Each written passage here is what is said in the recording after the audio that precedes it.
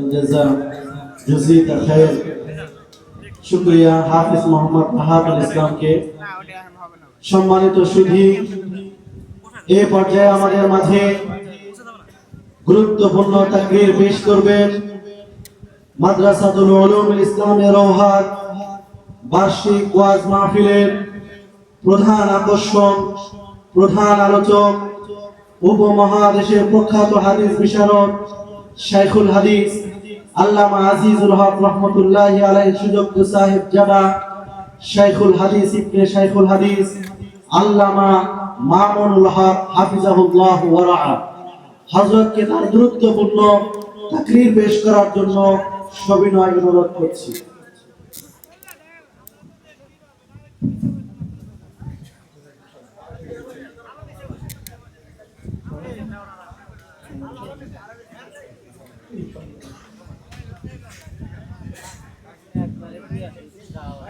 السلام عليكم ورحمة الله. إن الحمد لله نحمده ونستعينه ونستغفره ونؤمن به ونتوكل عليه ونشهد أن لا إله إلا الله وحده لا شريك له ونشهد أن سيدنا ومولانا محمدا عبده ورسوله صلى الله تعالى عليه وعلى آله وأصحابه وبارك وسلم تسليما كثيرا. أما بعد، فأعوذ بالله من الشيطان الرجيم. بسم الله الرحمن الرحيم. وسابقوا إلى مغفرة من ربكم وجنة عرضها السماوات والأرض أعدت للمتقين. وعن ابن مسعود رضي الله تعالى عنه أنه قال: قال رسول الله صلى الله عليه وسلم: لن يشبع المؤمن من خير حتى يكون منتهاه الجنة. وأيضا قال عليه الصلاة والسلام: منهومان لا يشبعان، منهوم في العلم ومنهوم في الدنيا. بارك الله لنا ولكم في القرآن العظيم ونفعنا وإياكم بالآيات والذكر الحكيم. اللهم صل على محمد وعلى آل محمد كما صليت على إبراهيم وعلى آل إبراهيم إنك حميد مجيد. اللهم بارك على محمد وعلى آل محمد كما باركت على إبراهيم وعلى آل إبراهيم إنك حميد مجيد. সম্মানিত সদরে ইজলাস সভাপতি, উপস্থিত হযরত উলামায়ে কেরাম, শ্রদ্ধাভাজন বয়োজ্যেষ্ঠ আমার মুরব্বী সাহেবান, সমবেত ইসলাম প্রিয়, কোরআন প্রেমিক, নবী প্রেমিক, তাওহীদি মুসলমান ভাই ও বন্ধুগণ, পর্দার অন্তরালে অবস্থানরত আমার সম্মানিত মা ও বোনেরা, আল্লাহ পাক রব্বুল আলামিনের দরবারে শুকরগুজারি আদায় করছি যে মহান রব্বুল আলামিন আমাদেরকে মাদ্রাসাতুল উলুম রওহার এই বার্ষিক মাহফিলে উলামায়ে কেরামের জলসায় কোরআনের কথা আলোচনা করার, শোনার জন্য এখানে সমবেত হওয়ার তৌফিক দিয়েছেন। রব্বে কারীমের বড়ই মেহেরবানি। এই জন্য কালেমাতুশ শুকরের হাদিয়া পেশ করি আলহামদুলিল্লাহ।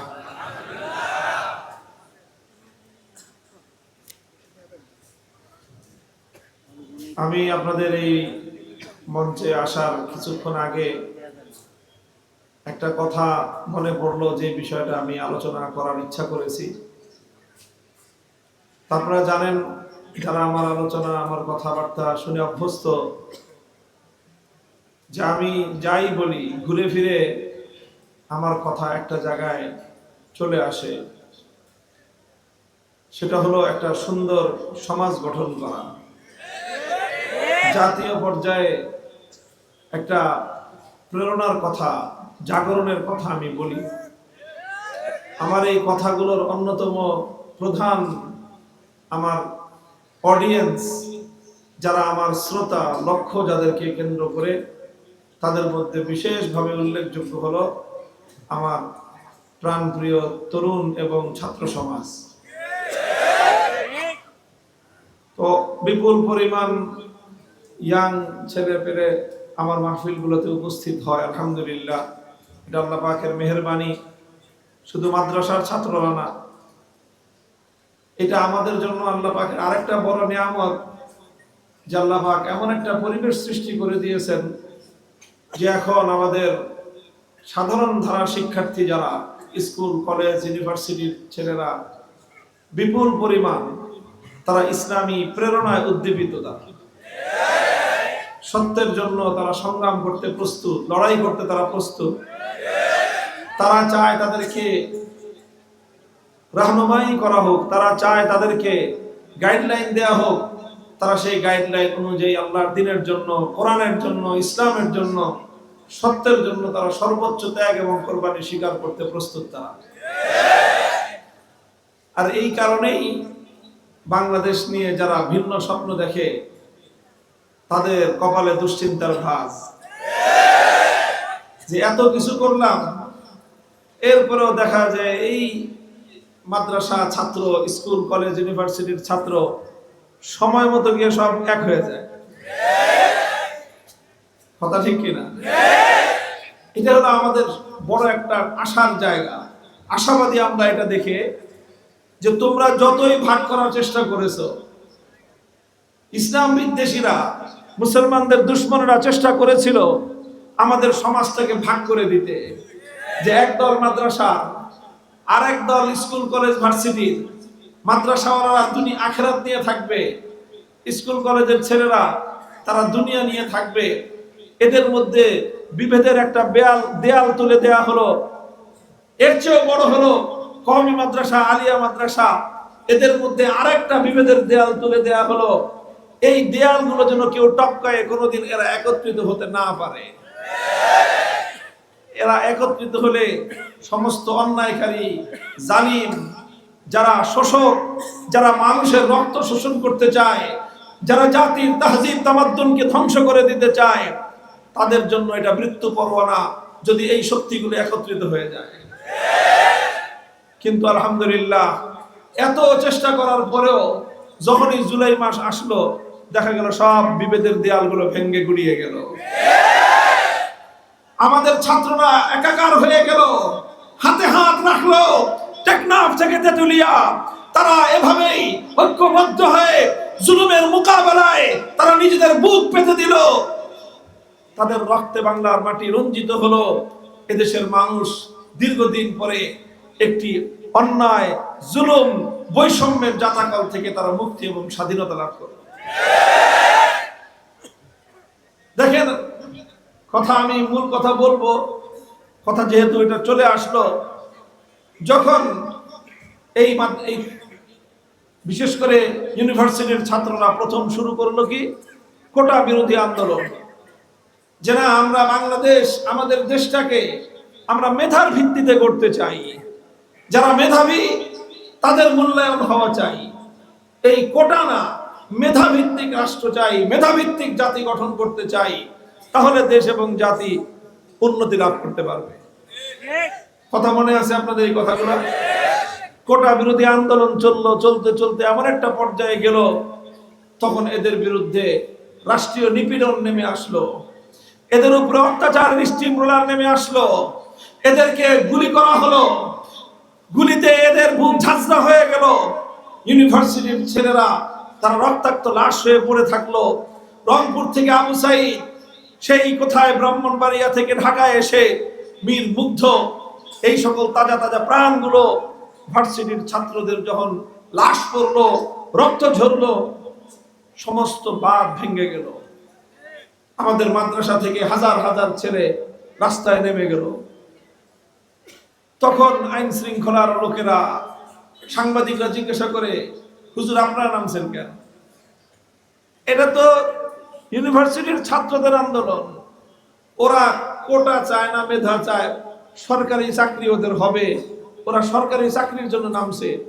আপনারা হুজুররা কওমি মাদ্রাসার ছাত্র, আপনাদের তো চাকরি নাই, কোটা কি আর মেধা কি? আপনাদের তো সরকারি চাকরির কোনো পার্সেন্টই নাই, আপনারা নামছেন কেন? আপনারা আসছেন কেন? আমাদের ছেলেরা তখন জবাব দিয়েছিল যে আমরা মাদ্রাসায় যে পড়াশোনা করি, আমাদের কোরআন হাদিস আমাদেরকে যে শিক্ষা দেয়, আমাদের পূর্বপুরুষরা আমাদেরকে যে শিক্ষা দিয়েছে, আমরা চাকরির জন্য লালায়িত না। তাহলে কেন আসছেন? আমরা এসেছি এই জন্য, যখন দেখেছি যে আমাদের নিরপরাধ ভাইদেরকে অন্যায়ভাবে জুলুম করে, অত্যাচার করে, জালিমের বুলেটের আঘাত তাদের বুকগুলোকে ঝাঁঝরা করে দিচ্ছে। আমরা ইসলাম থেকে শিক্ষা পেয়েছি, আল্লাহর কোরআন আমাদেরকে শিক্ষা দিয়েছে, আমাদের ইসলামের ইতিহাস আমাদেরকে শিক্ষা দিয়েছে, যখন মাজলুমের উপর জুলুম হবে, জালিমের কালো হাত ভেঙে গুড়িয়ে দিতে হয়।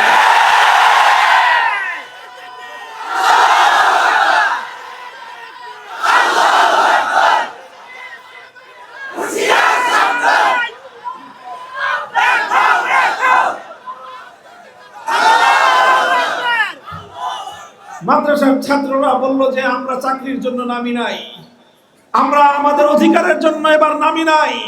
আমাদের একটাই কথা, যে একটা ছেলে ইউনিভার্সিটিতে পড়তে পারে সেও আমার ভাই, একটা ছেলে আলিয়া মাদ্রাসায় পড়তে পারে সেও আমার ভাই, একটা ছেলে কলেজে পড়তে পারে সেও আমার ভাই। আমার ভাইয়ের বুকে তুই গুলি চালালি কেন? জবাব দে আগে, তারপরে আমার সাথে আমার কথা হবে। মনে রেখো, এটা সেই প্রেরণা, এটা সেই প্রেরণা, এটা সেই শিক্ষা যেটা সরওয়ারে কায়নাত মুহাম্মদ আরবি সাল্লাল্লাহু আলাইহি ওয়াসাল্লাম প্রত্যেক ঈমানদারকে শিক্ষা দিয়েছেন, নির্দেশ দিয়েছেন। উনসুর আখাকা যালিমান ওয়া মাজলুমা, হে আমার উম্মত, যেখানেই দেখবে জুলুম, যেখানেই দেখবে অন্যায়, যেখানেই দেখবে অবিচার, যেখানেই দেখবে মানুষের অধিকার হরণ, যেখানেই দেখবে মানুষের অধিকার লুটে পুটে খাওয়া হচ্ছে, যখনই দেখবে মানুষের অধিকার কেউ ছিনিয়ে নেওয়ার চেষ্টা করছে, তখন তুমি ভাববে না তোমার স্বার্থ কি, তখন তুমি ভাববে না তোমার লাভ কি, তখন তুমি ভাববে না তোমার ফায়দা কি, তখন তুমি একটা কথাই ভাববে, তুমি ঈমানদার, আর ঈমানদার জালিমের বিরুদ্ধে লড়াই করে। মুহতারাম হাজিরিন, এগুলো শুধু জজবার কথা নয়, এটা আল্লাহর পয়গম্বরের মৌলিক শিক্ষা, নবীজির মৌলিক শিক্ষা। জুলুম হবে, ঈমানদার চুপ করে থাকবে, সেই ঈমানদার কামেল ঈমানদার হতে পারে না। মুসলিমের হাহাকার শোনা যাবে, মুসলিমের ফরিয়াদ আকাশ বাতাস ভারী করে তুলবে, চারিদিক থেকে মুসলিমের আর্তনাদ শোনা যাবে, সন্তান হারা মায়ের করুণ চিৎকার ভেসে আসবে, সন্তান হারা বাবা হন্যে হয়ে ঘুরবে।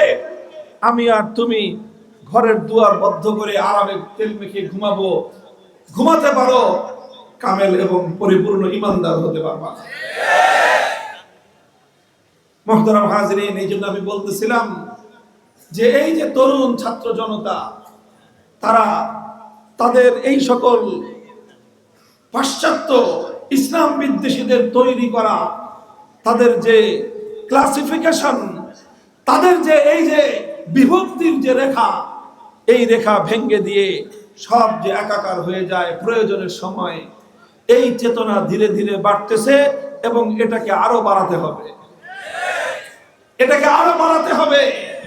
আমি কলেজ ইউনিভার্সিটির ছাত্রদেরকে বিশেষভাবে আমি তোমাদেরকে অনুরোধ করব যে তোমরা কলেজে পড়াশোনা করতেছো, করো, ভালো করে পড়াশোনা করো বাবারা।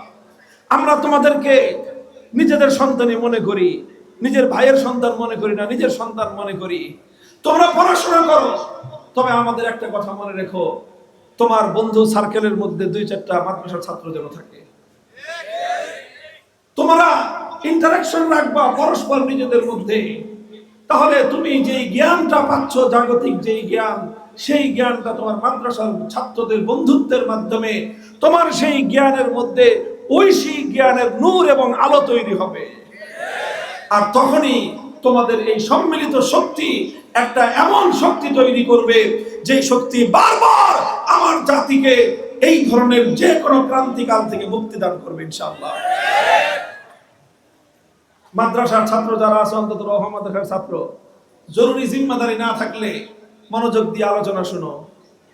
যারা বিশেষ কোনো খেদমতের দায়িত্ব আছে তারা ছাড়া বাকি সবাই মনোযোগ দিয়ে আলোচনা শুনো। আমি এই কথাটা বলার জন্য ছাত্রদেরকে আহ্বান করলাম। আমি তোমাদের সামনে আজকে আপনাদের সম্মুখে নবী আকরাম সাল্লাল্লাহু আলাইহি ওয়াসাল্লামের দুটি হাদিস আমি আপনাদের সামনে পাঠ করেছি।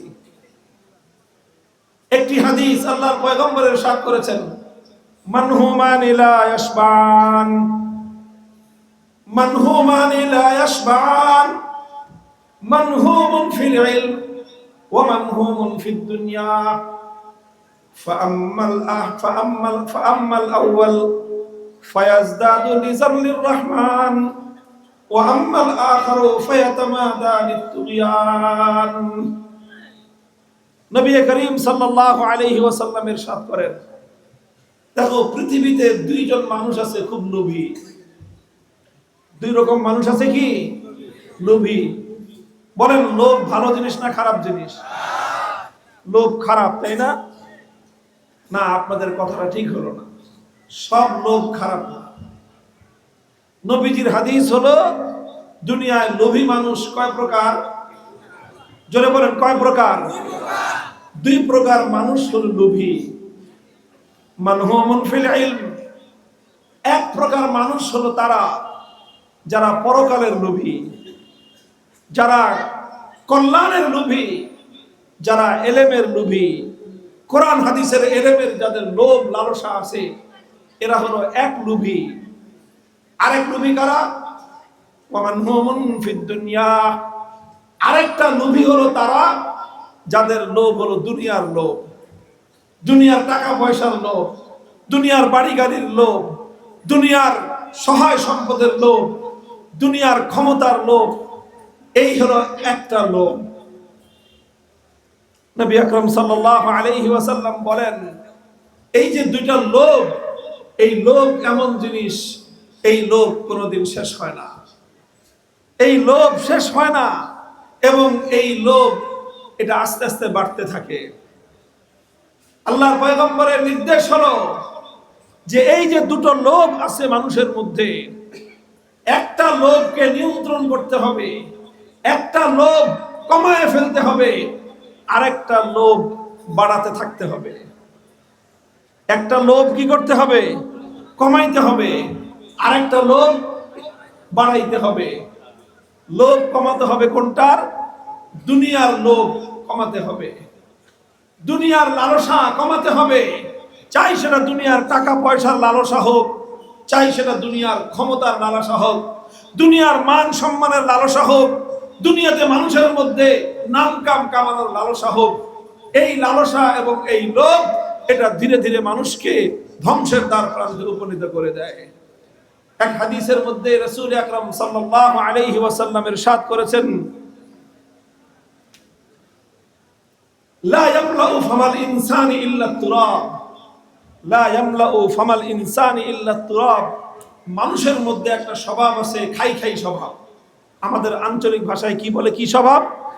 খাই খাই স্বভাব। খাই খাই স্বভাব মানে কি? যা দেখে তাই খাইতে চায়, নিজেরটা খায়, নিজেরটা খাওয়া শেষ হওয়ার পরে নিজের ভাইয়ের সম্পদ সেটা দখল করতে চায়, ভাইয়েরটা খাওয়া শেষ হলে চাচারটা খাইতে চায়, চাচারটা খাওয়া শেষ হলে ফুফুরটা খাইতে চায়, তারপরে নিজের বাড়িরটা খাওয়া শেষ হলে পাশের বাড়িরটা খেতে চায়। মানুষের মধ্যে একটা খাওয়ার স্বভাব, শুধু খাই খাই খাই খাই।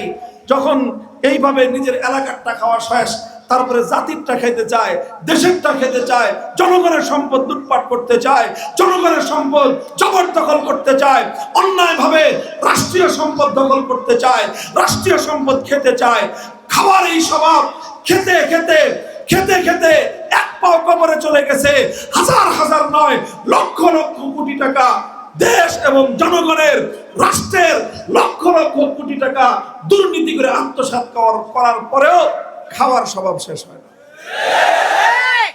বলেন যে লোকটার বয়স হয়ে গেছে 82 বছর, সে এখনো 1000 কোটি টাকা লুটপাট করতে চায়, সে 100 কোটি টাকা ঘুষ না পাইলে সাইন করে না, দস্তখত করে না। এই যে মানুষের মধ্যে এই চরিত্রটা কেন? কারণ এটা হলো রাসূল আকরাম সাল্লাল্লাহু আলাইহি ওয়াসাল্লাম এই কথাই বলেছেন যে তুমি যদি তোমার এই খাওয়ার স্বভাবকে নিয়ন্ত্রণ করতে না পারো, এই খাওয়ার স্বভাব বাড়তেই থাকবে, বাড়তেই থাকবে, বাড়তেই থাকবে। দুনিয়ার কোনো কিছু খেয়ে মানুষের পেট ভরবে না। শেষ পর্যন্ত মানুষের পেট ভরার জন্য আল্লাহ পাক রব্বুল আলামিন একটা খাবারই তৈরি করেছেন, সেই খাবারের নাম হলো মাটি। কি জিনিস? মাটি। কোন মাটি? কবরের মাটি। এই সকল মানুষের কবরের মাটি মুখে না যাওয়া পর্যন্ত পৃথিবীর আর কোনো কিছু খেয়ে তার পেট ভরে না। মনে চায় সারা দেশ একা গিলে খেয়ে ফেলবে, তাও পেট ভরে না। গোটা দেশের সম্পদ, মানুষের সম্পদ, মানুষের হক, যার তার হক অন্যায়ভাবে জুলুম করে, অত্যাচার করে, ক্ষমতার অপব্যবহার করে, ক্ষমতার অপব্যবহার করে, নানাভাবে কৌশল খাটায়, কৌশলে, কুটবুদ্ধির মাধ্যমে অন্যের হক মেরে খাওয়ার এই চরিত্র যার মধ্যে আসবে একবার, এটা বাড়তে থাকবে, বাড়তে থাকবে, বাড়তে থাকবে। তার প্রয়োজন নাই, স্বভাবের কারণে খায়। তার দরকার নাই, স্বভাবের কারণে দুর্নীতি করে। তার কোনো প্রয়োজন নাই, স্বভাব দোষে মানুষের সম্পদ চুরি করে। করতে করতে করতে করতে এমন একটা জায়গায় সে পৌঁছে চুরি করতে না পারলে ভালো লাগে না। আল্লাহ রাসূল বলেন এই মানুষের পেট ভরবে একমাত্র কবরের মাটি খাওয়ার পর।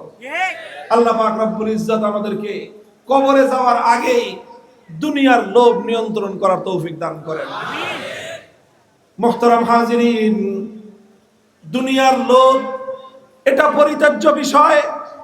দুনিয়ার লালসা এটা মানুষকে ধ্বংসের দ্বার প্রান্তে উপনীত করে নিয়ে যায়।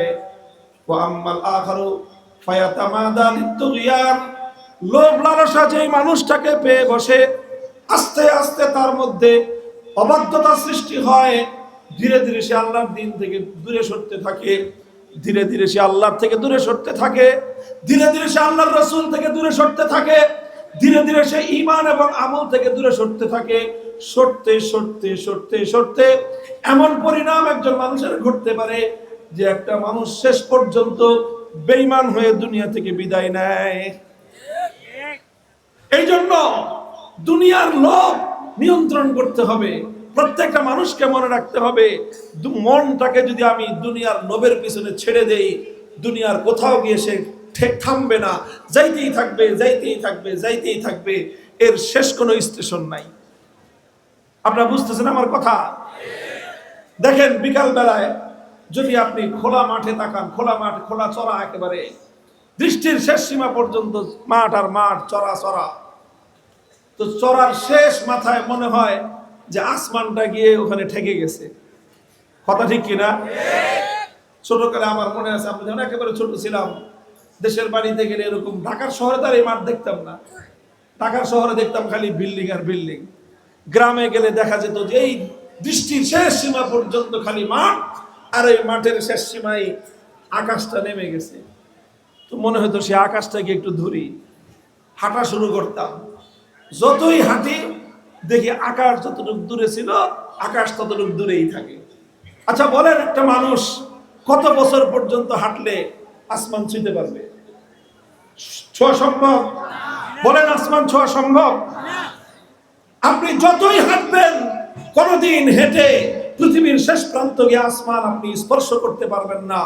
যেমন একজন মানুষ, সে তার দৃষ্টির শেষ সীমা যে আকাশ দেখে, সেই আকাশ স্পর্শ করার জন্য সে যদি দৌড়াতে থাকে, দৌড়াতে দৌড়াতে ক্লান্ত হয়ে যাবে, জীবন শেষ হয়ে যাবে, কোনোদিন আসমান স্পর্শ করতে পারবে না। ঠিক তদ্রূপ একজন মানুষ যদি দুনিয়ার লোভের পিছনে ছুটতে থাকে, ছুটতে থাকবে, ছুটতে থাকবে, জীবন শেষ হয়ে যাবে, লোভ তার শেষ হবে না। হাদিসের মধ্যে একটা ঘটনা বর্ণিত হয়। আল্লাহর নবীর যুগে একজন মুমিন, ইমানদার, মোটামুটি ভালো মানুষ, 5 ওয়াক্ত নামাজ নবীজির সঙ্গে মসজিদ নববীতে এসে আদায় করে। অভাব তার। সে একবারে সে নবীজির কাছে দোয়া চাইলো, নবীজির কাছে বললো যে ইয়া রাসূলুল্লাহ, আপনি একটু দোয়া করে দেন যেন আমার মাল দৌলত একটু বরকত হয়, মাল দৌলত যেন বাড়ে। নবীজি বললেন তাকে যে দেখো, তোমার ভাবসাব যা মনে হইতেছে যে তোমার মধ্যে মালের লোভ সৃষ্টি হয়ে গেছে, তোমার মধ্যে সম্পদের লোভ তৈরি হয়েছে, কাজেই তুমি সম্পদের লোভ করো না, সম্পদের লোভ করলে তোমার পরিণাম খারাপ হতে পারে। লোকটা এরপরেও খুব পিড়াপিড়ি করতে লাগলো যে না হুজুর, বেশি না, খালি আর একটু সামান্য সম্পদ হইলে আমি আর লোভ করব না, আপনি খালি একটু দোয়া করে দেন আমার জন্য সম্পদ বাড়ে। তো এই লোকটার পিড়াপিড়িতে শেষ পর্যন্ত নবীজি বললেন ঠিক আছে যাও, তোমার সম্পদ বাড়বে। তো লোকটা 2-3টা বকরি পালতো শহরের মধ্যেই, শহরের মধ্যে বকরি পালতো, ঘরে বকরি ছিল, মাঠে বকরি চালাইতো, ওটা দিয়ে তার সংসার চলতো কোনো রকম। মসজিদে এসে 5 ওয়াক্ত নামাজ আদায় করত। এই ঘটনার পর খুব দ্রুত তার সম্পদ বাড়তে লাগলো। বকরির বাচ্চা, বকরি বছরে 2বার বিয়াইতে লাগলো। আগে বকরির বাচ্চা 2টা হইতো, এখন 6টা করে হওয়া শুরু করলো। এই বছর ঘুরতে না ঘুরতে তার ঘর বকরির বাচ্চা দিয়ে ভরে গেল। এত বকরি হলো এই ঘরে এখন আর জায়গা হয় না, এই ঘরের বকরি রাখা যায় না। এটা গল্প বলতেছি না, হাদিসের ঘটনা বলতেছি। এখন সেই লোকটা এখন এই বকরিগুলো রাখার জন্য আরো বড় বাড়ির দরকার। এত বড় শহরে বাড়ি শহরে পাবে কোথায়? এই জন্য সে একটু শহর থেকে, শহরতলিতে এক কিনারে প্রান্তে চলে গেল, মসজিদ থেকে একটু দূরে চলে গেল। এখন মসজিদ থেকে যখন দূরে চলে গেছে, এখন তো আর 5 ওয়াক্ত নামাজের জন্য মসজিদে আসতে পারে না। এখন 2 ওয়াক্তে মসজিদে আসে, ফজরের নামাজে মসজিদে আসে আর এশার নামাজে মসজিদে আসে, আর বাকি 3 ওয়াক্ত ওই ঘরেই নামাজ পড়ে নেয়।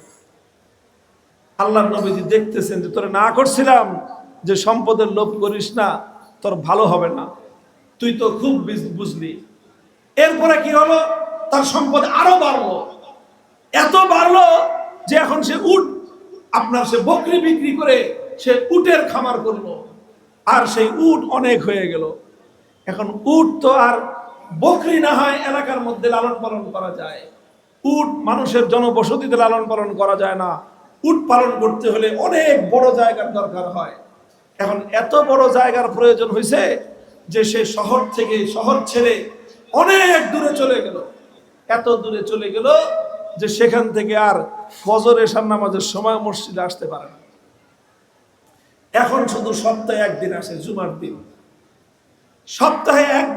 সাপ্তাহিক মুসল্লি হয়ে গেল সে।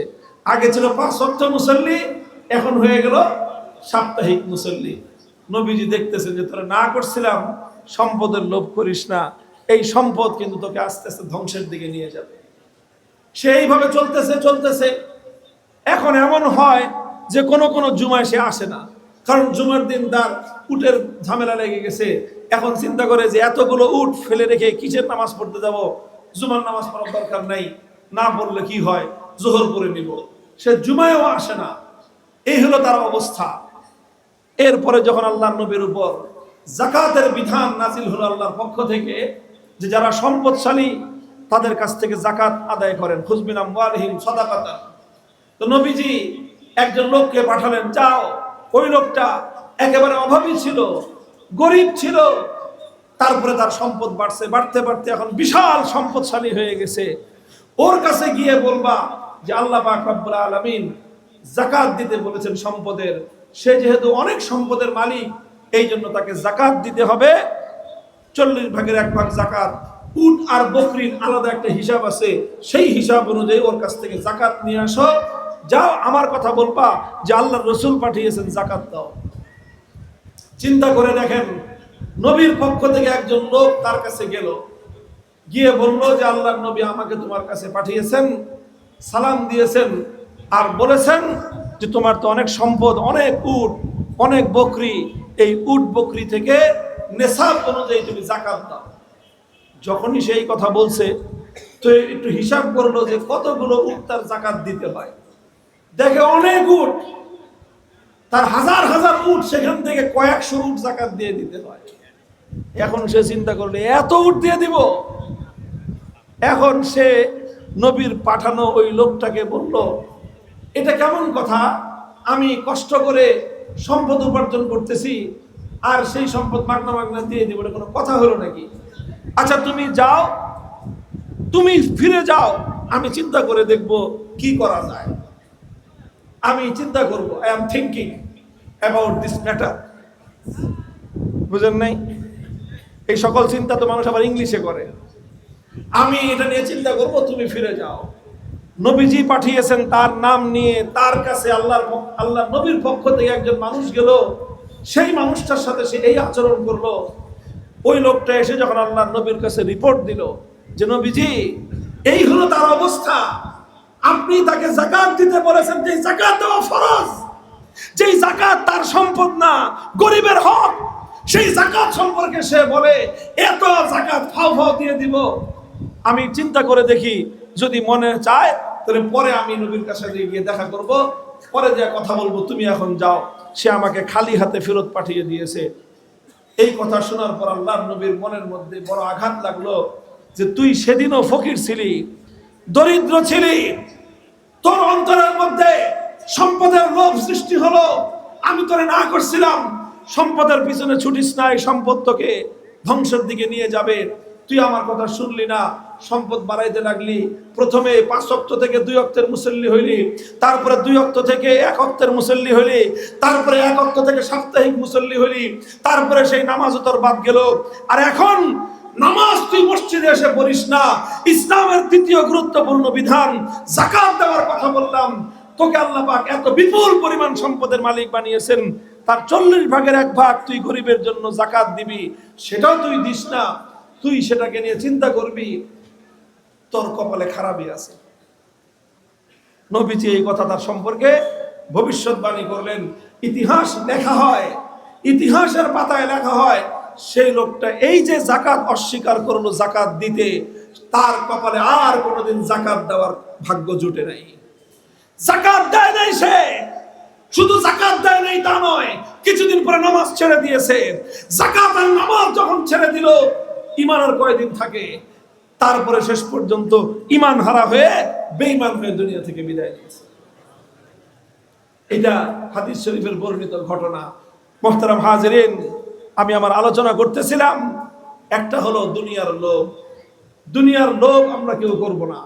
আল্লাহ পাক রব্বুল আলামিন যদি কাউকে দুনিয়ার সম্পদ দান করেন, দুনিয়ার সম্পদের নিয়ামত, এটা যথাযথভাবে এটাকে ব্যবহার করব, নিজের প্রয়োজন অনুযায়ী খরচ করব, নিজের সন্তান সন্ততির উপর খরচ করব, নিজের গরিব আত্মীয় স্বজনদের উপর খরচ করব, সেখান দিয়ে কল্যাণের কিছু কাজ করব, দ্বীনের কিছু কাজ করব, মাদ্রাসা মসজিদের কিছু খেদমত করব, গরিব মানুষের খেদমত করব।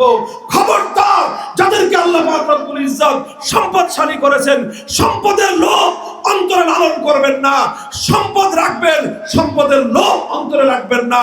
সম্পদ মানুষকে ধ্বংস করে না, কিন্তু সম্পদের লোভ যার অন্তরে থাকে, এই লোভ কোনো মানুষকে আস্ত রাখে না। কি বললাম? সম্পদ খারাপ জিনিস না, সম্পদের লোভ বড় খারাপ জিনিস।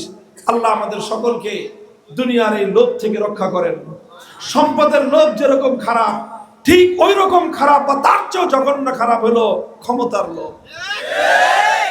ক্ষমতার লোভ এর চেয়েও জঘন্য খারাপ জিনিস।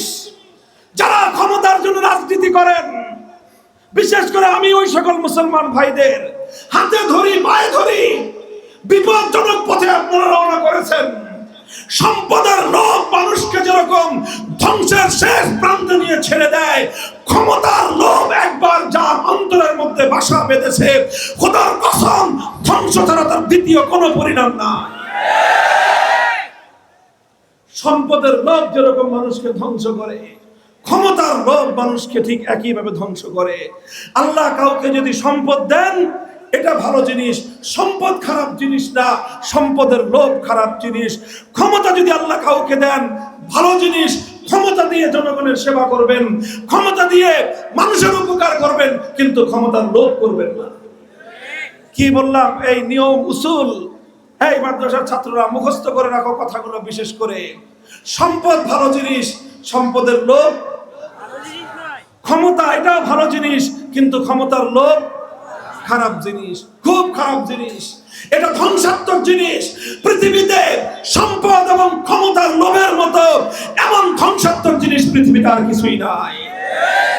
এই জন্য খবরদার, খবরদার, যারা ক্ষমতার কারণে ক্ষমতার প্রতি লালায়িত হয়ে আমাদের ভাই হয়ে আমাদের দ্বীনি আন্দোলনের পথে, আল্লাহর জমিনে দ্বীন কায়েমের সংগ্রামের পথে যারা বাধা হয়ে দাঁড়াও, আমরা তোমাদেরকে হুঁশিয়ার করে দিতে চাই, সতর্কবাণী উচ্চারণ করতে চাই।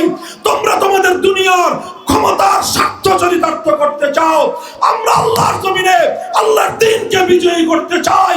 যদি প্রয়োজন হয় লড়াই করব, যুদ্ধ করব। এই লড়াইয়ে ক্ষমতার জন্য মরলে তুমি খোদার জাহান্নামে যাবে, দ্বীনের জন্য জীবন দিলে শহীদ হয়ে আমি খোদার জান্নাতে যাব।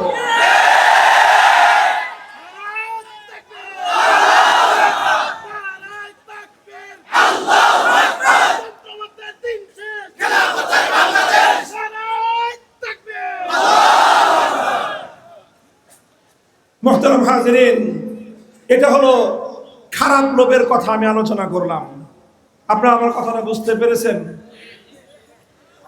এত এত আস্তে আওয়াজ, মনে হলো এত মানুষের মধ্যে 2-10 জন বুঝেছেন। সবাই বুঝেছেন? দোয়া করেন আল্লাহর কাছে, সবাই দোয়া করি, আল্লাহ তুমি আমাদেরকে দুনিয়ার মাল এবং ক্ষমতার লোভ থেকে বাঁচাও। আরো জোরে বলেন, আল্লাহ তুমি আমাদের সকলকে দুনিয়ার সম্পদের লোভ আর দুনিয়ার ক্ষমতার লোভ থেকে তুমি আমাদেরকে রক্ষা করো। কারণ সম্পদের লোভ, ক্ষমতার লোভ এই পৃথিবীতে ধ্বংসাত্মক জিনিস। এর চেয়ে বড় ধ্বংস, এর চেয়ে বড় খারাপ জিনিস পৃথিবীতে আর নাই। আল্লাহ হেফাজত করেন। এটা হলো খারাপ লোভ। আরেকটা লোভ হলো ভালো লোভ, আরেকটা লোভ হলো কল্যাণের লোভ, আরেকটা লোভ হলো যেটা আল্লাহর রাসূল সাল্লাল্লাহু আলাইহি ওয়াসাল্লাম যেই লোভের কথা প্রশংসা করেছেন। আল্লাহর পয়গম্বর বলেছেন, মানহুমান লা ইয়াশবান, দুজন মানুষের অন্তরের মধ্যে লোভ তৈরি হয়, আর এই লোভ যার অন্তরের মধ্যে একবার তৈরি হয়, এই লোভ কোনোদিন শেষ হয় না। এই লোভ থেকে কোনোদিন একটা মানুষের অন্তরের মধ্যে তৃপ্তি আসে না। একটা হলো দুনিয়ার লোভ, আর একটা হলো কল্যাণ এবং আখিরাতের লোভ। আখিরাতের লোভ রাখবেন, আখিরাতের লোভ। বলবেন হুজুর আখিরাতের লোভ কি জিনিস? আখিরাতের লোভ হলো এই, নামাজ পড়তেছি,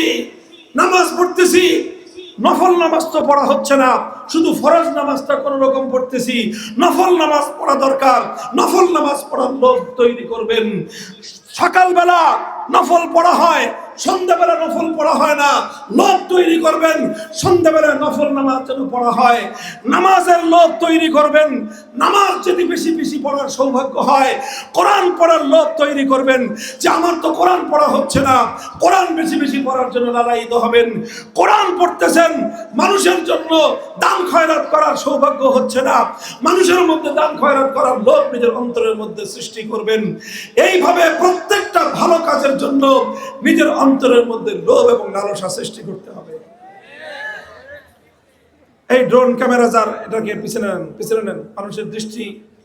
মানুষের দৃষ্টিভঙ্গি, মানুষের মনোযোগ নষ্ট করতেছে। আপনারা লক্ষ্য করেন, এদিকে লক্ষ্য করেন, আমার অন্যদিকে তাকায়েন না। এই জন্য মুহতারাম হাজিরিন, কল্যাণের পথে লোক ভালো আগাইতে হবে। কোনদিন নিজের ব্যাপারে এরকম তৃপ্ত হয়ে যাবেন না যে মাশাআল্লাহ যতটুকু করতেছি আর দরকার নাই, নামাজ যা পড়তেছি আর দরকার নাই, রোজা যা রাখতেছি আর দরকার নাই, এরকম চিন্তা কোনোদিন করবেন না। কোরআন হাদিস যতটুকু পড়তেছি আর দরকার নাই, এমন কথা কোনোদিন চিন্তা করবেন না। আল্লাহর দ্বীনের জন্য কাজ করতেছি আর কাজ করার দরকার নাই, অনেক কাজ করে ফেলেছি, অনেক কিছু উল্টে ফেলেছি, খবরদার, এইরকম চিন্তা কোনোদিন করা যাবে না। বরং কাজ বাড়াইতে থাকতে হবে। আপনি 10 কদম এগিয়েছেন, এবার 100 কদম আগানোর চিন্তা করেন। 100 কদম এগিয়েছেন, এবার 1000 কদম অগ্রসর হওয়ার চেষ্টা করেন। 1000 কদম অগ্রসর হয়েছেন, এবার 10,000 কদম অগ্রসর হওয়ার চেষ্টা করেন। আপনার নিজের জিন্দগিতে আপনি আল্লাহর দ্বীনকে বিজয়ী করেছেন, এবার পরিবারকে টার্গেট করেন। পরিবারের জিন্দগিতে আল্লাহর দ্বীনকে বিজয়ী করেন। আপনার পরিবারে আল্লাহর দ্বীন কায়েম হয়েছে, এবার আপনার মহল্লায় আল্লাহর দ্বীন কায়েম করার চিন্তা করেন। আপনার মহল্লায় আল্লাহর দ্বীন কায়েম হয়েছে, এবার গোটা গ্রামের মধ্যে, গোটা পাড়ার মধ্যে আল্লাহর দ্বীনকে জিন্দা করার, আল্লাহর দ্বীনকে কায়েম করার চিন্তা করেন। গোটা এলাকায় পাড়ায় আল্লাহর দ্বীন জিন্দা হয়ে গিয়েছে, এবার গোটা রাষ্ট্রের মধ্যে আল্লাহর কোরআনের রাজ কায়েম করার চিন্তা করেন।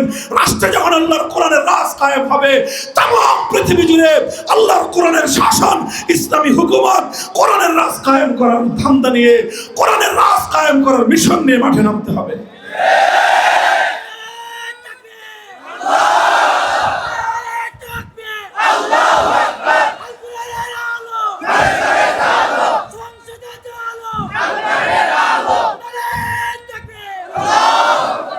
দেখেন, আমরা যদি আমাদের নবীর জীবন দেখি, আমাদের নবীজি নবী করিম সাল্লাল্লাহু আলাইহি ওয়াসাল্লাম দ্বীনের যাত্রা শুরু করেছিলেন বড় অসহায় অবস্থায়।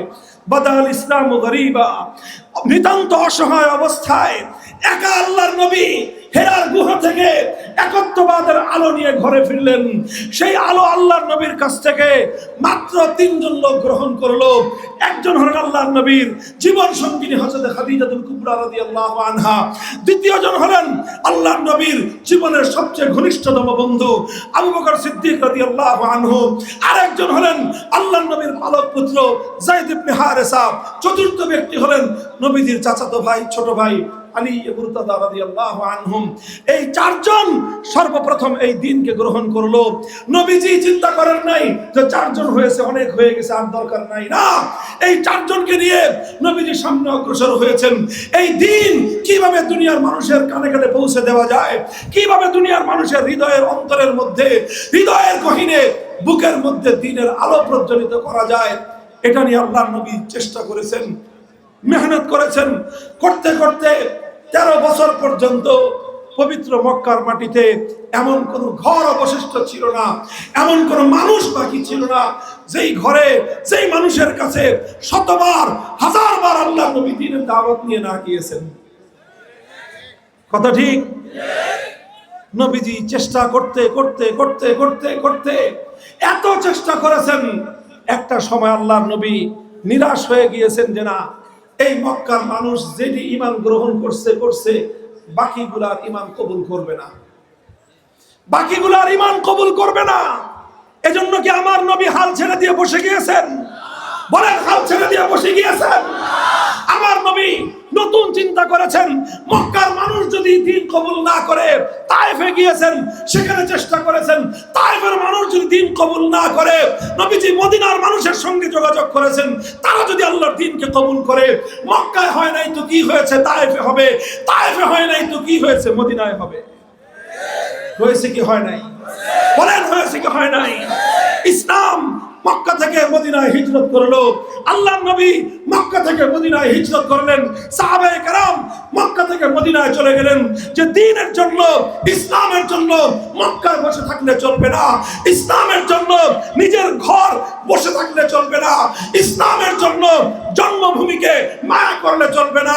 দ্বীনের জন্য মাতৃভূমি, নিজের দেশ, ইসলামের চেয়ে বেশি মায়া করলে চলবে না। দেশ ছাড়লেন, জন্মভূমি ছাড়লেন, নিজের আপনদেরকে ছাড়লেন, পরিবার পরিজন ছাড়লেন, নিজের বাপ মায়ের কবর ছাড়লেন, পূর্বপুরুষদের জন্মভূমি ছাড়লেন, আল্লাহর ঘর বাইতুল্লাহ ছাড়লেন, মসজিদে হারাম ছাড়লেন, কাবা শরীফ ছাড়লেন, জমজমের কূপ ছাড়লেন, হাজরে আসওয়াদ ছাড়লেন, মাকামে ইব্রাহিম ছাড়লেন, সব ছাড়লেন, শুধুমাত্র আল্লাহর দ্বীনকে নিয়ে তিনি মদিনায় চলে গেলেন।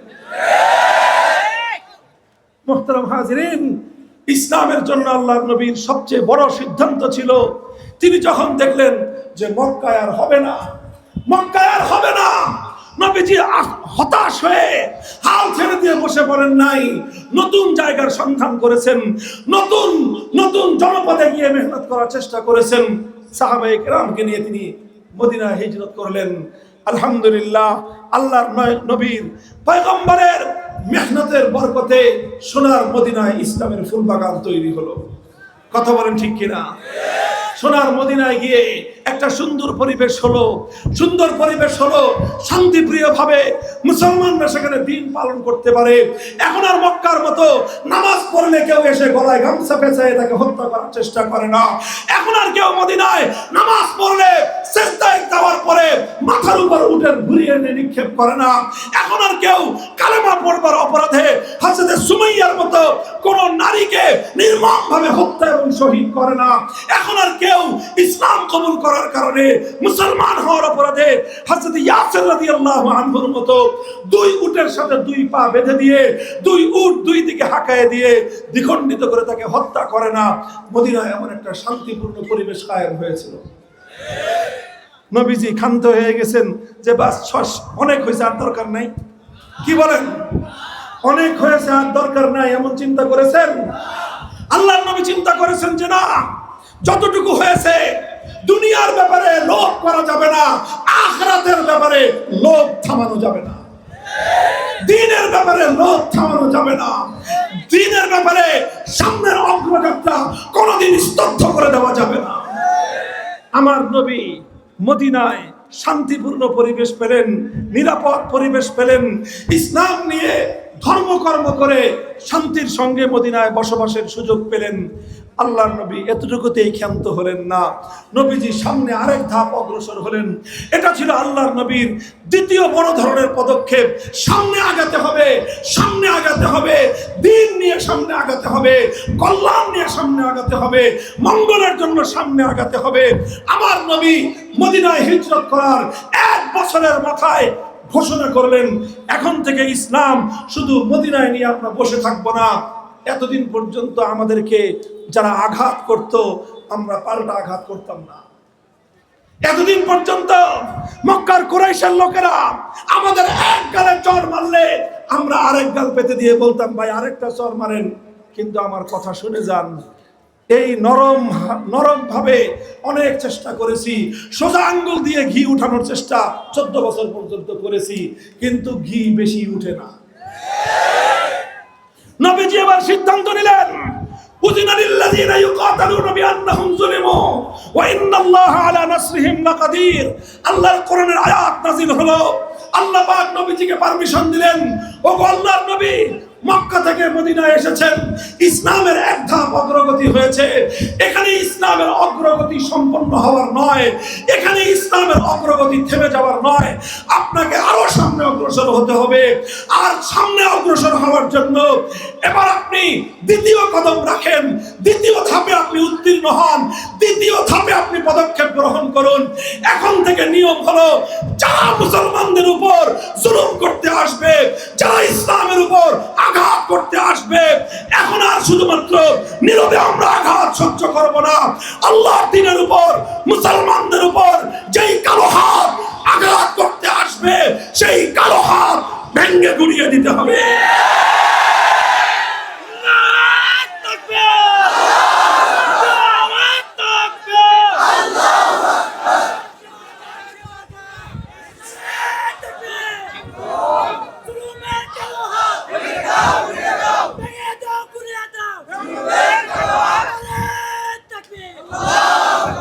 আমি কি বোঝালাম? দেখেন, মক্কায় কিন্তু নির্যাতিত অবস্থায় ছিলেন। মক্কায় কালেমা পড়লে মানুষের সামনে বলা যেত না আমি মুসলমান। মক্কায় কেউ নামাজ পড়লে বেঈমানরা দেখে ফেলবে কিনা ভয় থাকতো। মক্কা থেকে আল্লাহর নবী মদিনায় গেলেন, উন্নতি হলো কিনা বলেন? উন্নতি হলো কিনা? মদিনায় গিয়ে আরামে নিরাপদে শান্তিপূর্ণভাবে নামাজ পড়া যায়, শান্তিপূর্ণভাবে আল্লাহর নাম নেওয়া যায়, শান্তির সাথে কোরআন তেলাওয়াত করা যায়, শান্তির সাথে আল্লাহর ইবাদত করা যায়। আমার নবীজি যদি চিন্তা করতেন, বাস যা হয়েছে যথেষ্ট হয়েছে, আর দরকার নাই, আমার নবী যদি এই কথা চিন্তা করে মদিনায় বসে পড়তেন, 6000 মাইল দূরে এসে, 6000 মাইল দূরে 1400 বছর পরে বাংলার এই মাটিতে বসে আমার আর তোমার কালেমা পাওয়া লাগতো না। কথা বলেন ঠিক কিনা? বরং আমার নবী কি চিন্তা করলেন যে না, ইসলাম নিয়ে বসে থাকা যাবে না, ইসলামের অগ্রযাত্রা এখানেই থেমে গেলে চলবে না, আরো আগাতে হবে, আরো আগাতে হবে, আরো আগাতে হবে। আমার নবী বদরের রণাঙ্গনে জিহাদে গেলেন, 14 জন সাহাবী শাহাদাত বরণ করলেন। পরের বছর উহুদের রণাঙ্গনে গেলেন, 70 জন সাহাবী শাহাদাত বরণ করলেন। আমার নবীর দণ্ডান শহীদ হলো, নবীজির মাথা ভাঙলো, সারা শরীর থেকে রক্ত ঝরলো। নবীজি রক্ত দিলেন, 70 জন আপনজন প্রিয়জনের জীবন গেল। নবীর প্রিয়তম চাচাজি হযরত হামজা ইবনে আব্দুল মুত্তালিব শাহাদাত বরণ করলেন। নবীর অনেক নিকটজন ঘনিষ্ঠ বন্ধুরা শাহাদাত বরণ করলো, জীবন দিল। আমার নবী থেমে যান না, খন্দকের জিহাদ করলেন। এরপরে আবার আল্লাহর নবী সামনে অগ্রসর হতে লাগলেন, এক ধাপের পরে আরেক ধাপ, এক ধাপের পরে আরেক ধাপ। প্রথম ধাপ ছিল মক্কা থেকে হিজরত করলেন। দ্বিতীয় ধাপ হলো হিজরতের পরে শান্তিপূর্ণ ইসলাম কায়েম হওয়ার পরে এবার ইসলামকে জিহাদের মাধ্যমে, অপশক্তির মোকাবেলার মাধ্যমে, যারা বেঈমান, যারা ইসলামের দুশমন, তাদের সঙ্গে লড়াই করে আল্লাহর দ্বীনকে বিজয়ী করার মিশন শুরু হলো। নবীজি লড়াই করলেন, একটার পর একটা যুদ্ধ করলেন। কতগুলো যুদ্ধ আমার নবীজি করেছিলেন, ইতিহাস পড়েন। আমার নবী মাত্র 9 বছরে 100টা জিহাদ পরিচালনা করেছেন। 27টা জিহাদের মধ্যে আল্লাহর নবী নিজে সশরীরে অংশগ্রহণ করেছেন। বাকি 70টা জিহাদ নিজে যেতে পারেননি, সাহাবীদেরকে পাঠিয়েছেন। হিসাব করে দেখেন, 9 বছরে 27টা জিহাদ আল্লাহর নবী করেছেন। এক এক বছরে কয়টা? এক এক বছরে 3 নং 3টা করে জিহাদ এক এক বছর পারিয়ার 3টা করে জিহাদে আল্লাহর নবী নিজে সশরীরে অংশগ্রহণ করেছেন। এইভাবে জিহাদের মাধ্যমে, দাওয়াতের মাধ্যমে, তাবলীগের মাধ্যমে, তালিমের মাধ্যমে, সর্ব উপায়ে আল্লাহর নবী তার দ্বীনকে, আল্লাহর দ্বীনকে, ইসলামকে সামনে অগ্রসর করার জন্য মেহনত করেছেন কি করেন নাই? করতে করতে করতে করতে 7ম হিজরি আসলো। 7ম হিজরি আল্লাহর নবী 1400 সাহাবায়ে কেরামকে নিয়ে উমরা করার জন্য মদিনা থেকে মক্কার উদ্দেশ্যে যাত্রা করলেন। মক্কার উপকণ্ঠে হুদায়বিয়া নামক একটা জায়গা, সেখানে আসার পর মক্কার কুরাইশরা আল্লাহর নবীকে বাধা দিল যে আমরা আপনাকে মক্কায় ঢুকতে দিব না। আল্লাহর নবী দেখলেন উমরা করতে আসছি, গন্ডগোল করতে আসি নাই, উমরা করতে আসছি, মারামারি করতে আসি নাই। নবীজি তাদেরকে বললেন যে দেখো, ইহরাম বেঁধে আসছি, ইহরাম বেঁধে এসেছি, আল্লাহর ঘরের তাওয়াফ করব, উমরা করব, তোমাদের সঙ্গে কোনো গন্ডগোল করতে আসি নাই। শান্তিপ্রিয়ভাবে আমাদেরকে উমরা করতে দাও, আমরা উমরা করে আবার চলে যাব। তারা বলল যে কোনোভাবেই উমরা করতে দিব না। শেষ পর্যন্ত আল্লাহর নবী বললেন, আজ মক্কার কুরাইশরা এমন যে কোনো কথা বলবে যেই কথার মধ্যে আল্লাহর ঘর বাইতুল্লাহর সম্মান রক্ষা পাবে, আর সেই কথার উপরেই আমি মক্কার কুরাইশদের সঙ্গে একটা সন্ধি করব, একটা শান্তি চুক্তি করে আমি ইসলামের জন্য এক নতুন সম্ভাবনার দুয়ার উন্মোচন করতে চাই। এরপরে আল্লাহর নবী শেষ পর্যন্ত হুদায়বিয়ার সন্ধি করলেন। ওলামায়ে কেরাম, মাদ্রাসার ছাত্ররা যারা অন্তত সরেবেকা থেকে উপরের দিকে পড়ো, খেয়াল করে শুনো। আল্লাহর পয়গম্বর হুদায়বিয়ার যে সুলহ করলেন, হুদায়বিয়ার যে সন্ধি করলেন, এই সন্ধির মধ্যে বাহ্যিকভাবে মনে হয়েছে আল্লাহর নবী অনেক ছাড় দিয়েছেন। বাহ্যিকভাবে মনে হয়েছে আল্লাহর নবী এবং মুসলমানরা নতি স্বীকার করে নিয়েছে, কিন্তু প্রকৃত অর্থে এটা আল্লাহর নবীর পক্ষ থেকে নতি স্বীকার করা ছিল না, বরং এটা ছিল সুদূর প্রসারী একটা চিন্তা। এটা ছিল আল্লাহর নবীর রাজনৈতিক প্রজ্ঞাময় একটা সিদ্ধান্ত। কি শব্দ বললাম? রাজনৈতিক প্রজ্ঞাময় সিদ্ধান্ত। আমার নবীর 23 বছরের নবুয়তের জিন্দেগিতে সবচেয়ে গুরুত্বপূর্ণ রাজনৈতিক সিদ্ধান্ত যেটা আমার নবী গ্রহণ করেছিলেন, সেটা ছিল হুদায়বিয়ার সন্ধি। যেই হুদায়বিয়ার সন্ধির মাধ্যমে আল্লাহর নবী মক্কার কুরাইশদের সঙ্গে একটা সন্ধি চুক্তি করার মধ্য দিয়ে মক্কার কুরাইশদেরকে কথা মানতে বাধ্য করেছিল। মুহাম্মদ সাল্লাল্লাহু আলাইহি ওয়াসাল্লামের নেতৃত্বে ইসলাম এমন একটা শক্তি যাদের সঙ্গে চুক্তি করা ছাড়া উপায় নাই। এই সন্ধির পরে অনেক মানুষ মনে করেছে ইসলাম ঠকে গেল। আল্লাহ বললেন না, এই সন্ধির মাধ্যমে ইসলাম ঠকে নাই। আমার আল্লাহ কোরআনের আয়াত নাযিল করলেন, সূরা ফাতহ নাযিল করলেন, ইন্না ফাতাহনা লাকা ফাতহাম মুবিনা। হে নবী, আপনি এটাকে বলছেন একটি সন্ধি, আমি আল্লাহ ঘোষণা দিলাম হুদায়বিয়ার সন্ধি শুধু সন্ধি নয়, হুদায়বিয়ার সন্ধি ইসলামের জন্য সবচেয়ে বড় ঐতিহাসিক বিজয়। উলামায়ে কেরাম, আমি আপনাদেরকে হুদায়বিয়ার সন্ধি আর কোরআনের এই সূরা ফাতহের আয়াত, এই দুটো জিনিসের মাধ্যমে একটা বিষয়ের দিকে ইঙ্গিত করতে চাই। সেটা হলো এই, আল্লাহর নবী অত্যন্ত দূরদৃষ্টি সম্পন্ন একজন রাজনৈতিক ব্যক্তিত্ব ছিলেন। সমস্ত আম্বিয়ায়ে কেরাম রাজনৈতিক প্রজ্ঞাময় নেতৃত্বের অধিকারী ছিলেন। বুখারী শরীফ সহ সমস্ত হাদিসের কিতাবের মধ্যে হাদিস বর্ণিত হয়েছে, ইন্না বনি ইসরাঈল কানাত তাসুসুহুমুল আম্বিয়া। আগের যুগে সমস্ত নবীরা রাজনৈতিক নেতৃত্বের অধিকারী হতেন, নবীগণ রাজনীতি করতেন, নবীগণ রাজনৈতিক নেতৃত্বের অধিকারী হতেন। সুতরাং যারা বলেন আল উলামা ওয়ারাসাতুল আম্বিয়া, যারা মনে করেন আল উলামা ওয়ারাসাতুল আম্বিয়া, আলেমগণ আম্বিয়ায়ে কেরামের উত্তরাধিকারী, যারা মনে করেন উলামায়ে কেরাম আলেমদের উত্তরসূরি, যারা এই কথা বিশ্বাস করেন, এবং এই কথা বিশ্বাস তো করতেই হবে, কারণ এটা আমার নবীর সহিহ হাদিস। আলেমরা যদি নবীদের উত্তরাধিকারী হয়ে থাকেন, তাহলে যেই সকল নবীরা, সমস্ত নবীরা রাজনৈতিক প্রজ্ঞার অধিকারী ছিলেন, সকল নবীগণ রাজনৈতিক নেতৃত্বের অধিকারী ছিলেন।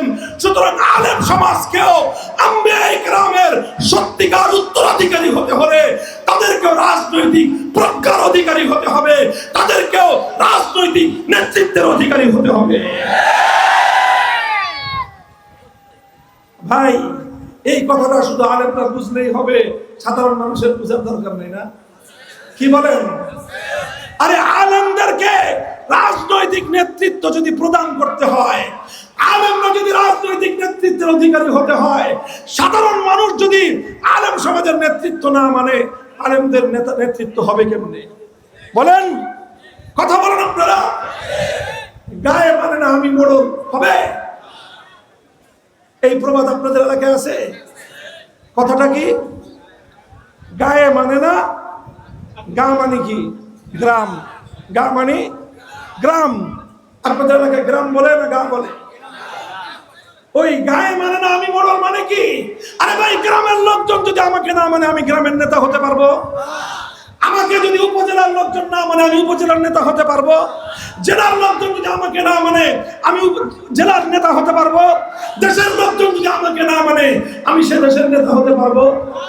তাহলে আল্লাহর পয়গম্বর বলতেছেন, আল্লাহর কোরআন বলতেছে, সমস্ত নবীগণ রাজনৈতিক নেতৃত্বের অধিকারী ছিলেন।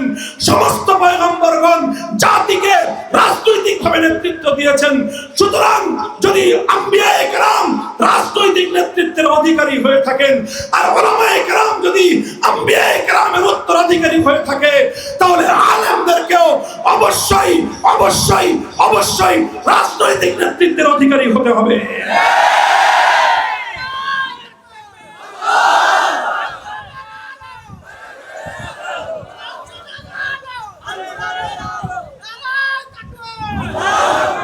মুহতারাম হাজিরিন, আমি যে কথাটা বললাম, আল্লাহর নবীর হাদিস থেকে বললাম, ইসলামের ইতিহাস থেকে বললাম, হুদায়বিয়ার সন্ধি চুক্তির মাধ্যমে মুহাম্মদুর রাসূলুল্লাহ সাল্লাল্লাহু আলাইহি ওয়াসাল্লাম তার জীবনের সবচেয়ে দূরদৃষ্টি সম্পন্ন, সবচেয়ে দক্ষ রাজনৈতিক নেতৃত্বের পরিচয় দিয়ে সন্ধি চুক্তি করেছিলেন। মক্কার কুরাইশদের সঙ্গে সন্ধি চুক্তি করেছিলেন। এটা দুনিয়ার মানুষের কাছে ছিল সন্ধি চুক্তি, আমার আল্লাহর কাছে ছিল এটা ঐতিহাসিক বিজয়।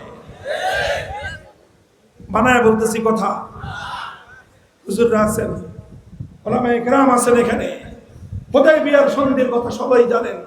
আপনারা সাধারণ মানুষ আল্লাহর নবীর সিরাত পড়েন, নবীর জীবনী পড়েন, ইসলামের ইতিহাস পড়েন।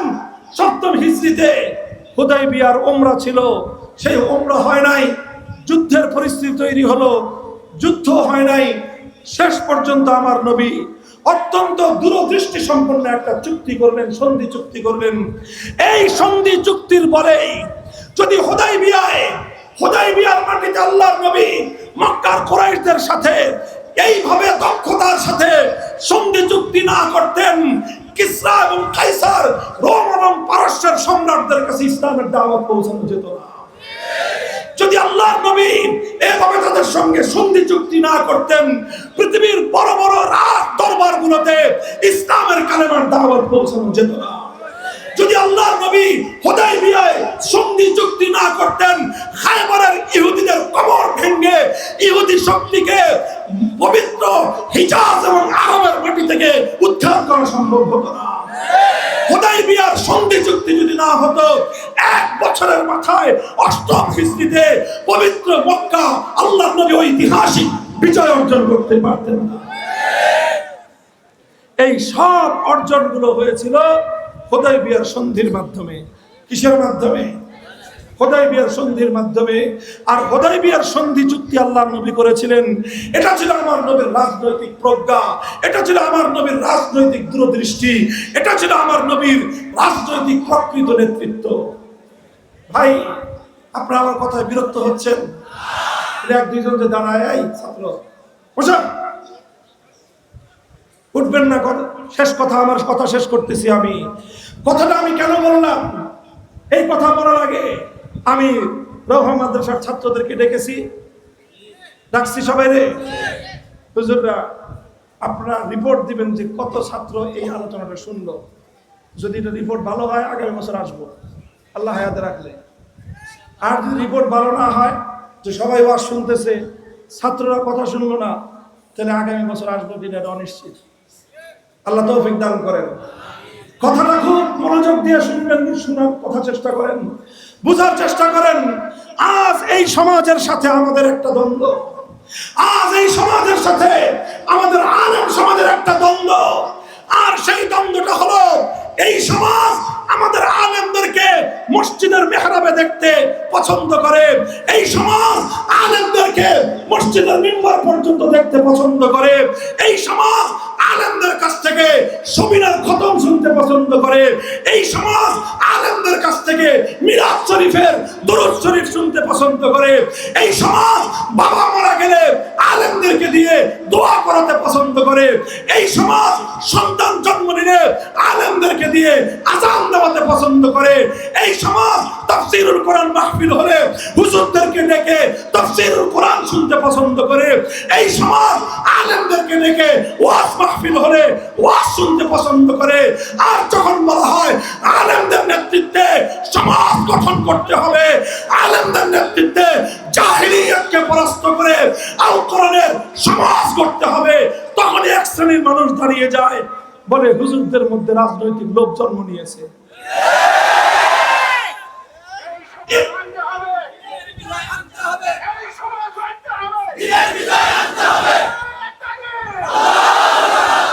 আমি বলতেছি, কান খাড়া করে শুনে রাখেন, যারা কথা বলে তারা আলেম সমাজের নেতৃত্বকে চ্যালেঞ্জ করতে চায়। যারা আলেমদের রাজনৈতিক নেতৃত্বকে চ্যালেঞ্জ করে, তারা প্রকৃত অর্থে নবুয়তের নেতৃত্বকে চ্যালেঞ্জ করলো। যারা আমার নবীদের নবুয়তের নেতৃত্বকে যারা চ্যালেঞ্জ করে, আর কিছু হলে হতে পারে, ইমানদারদের বন্ধু তারা হতে পারে না।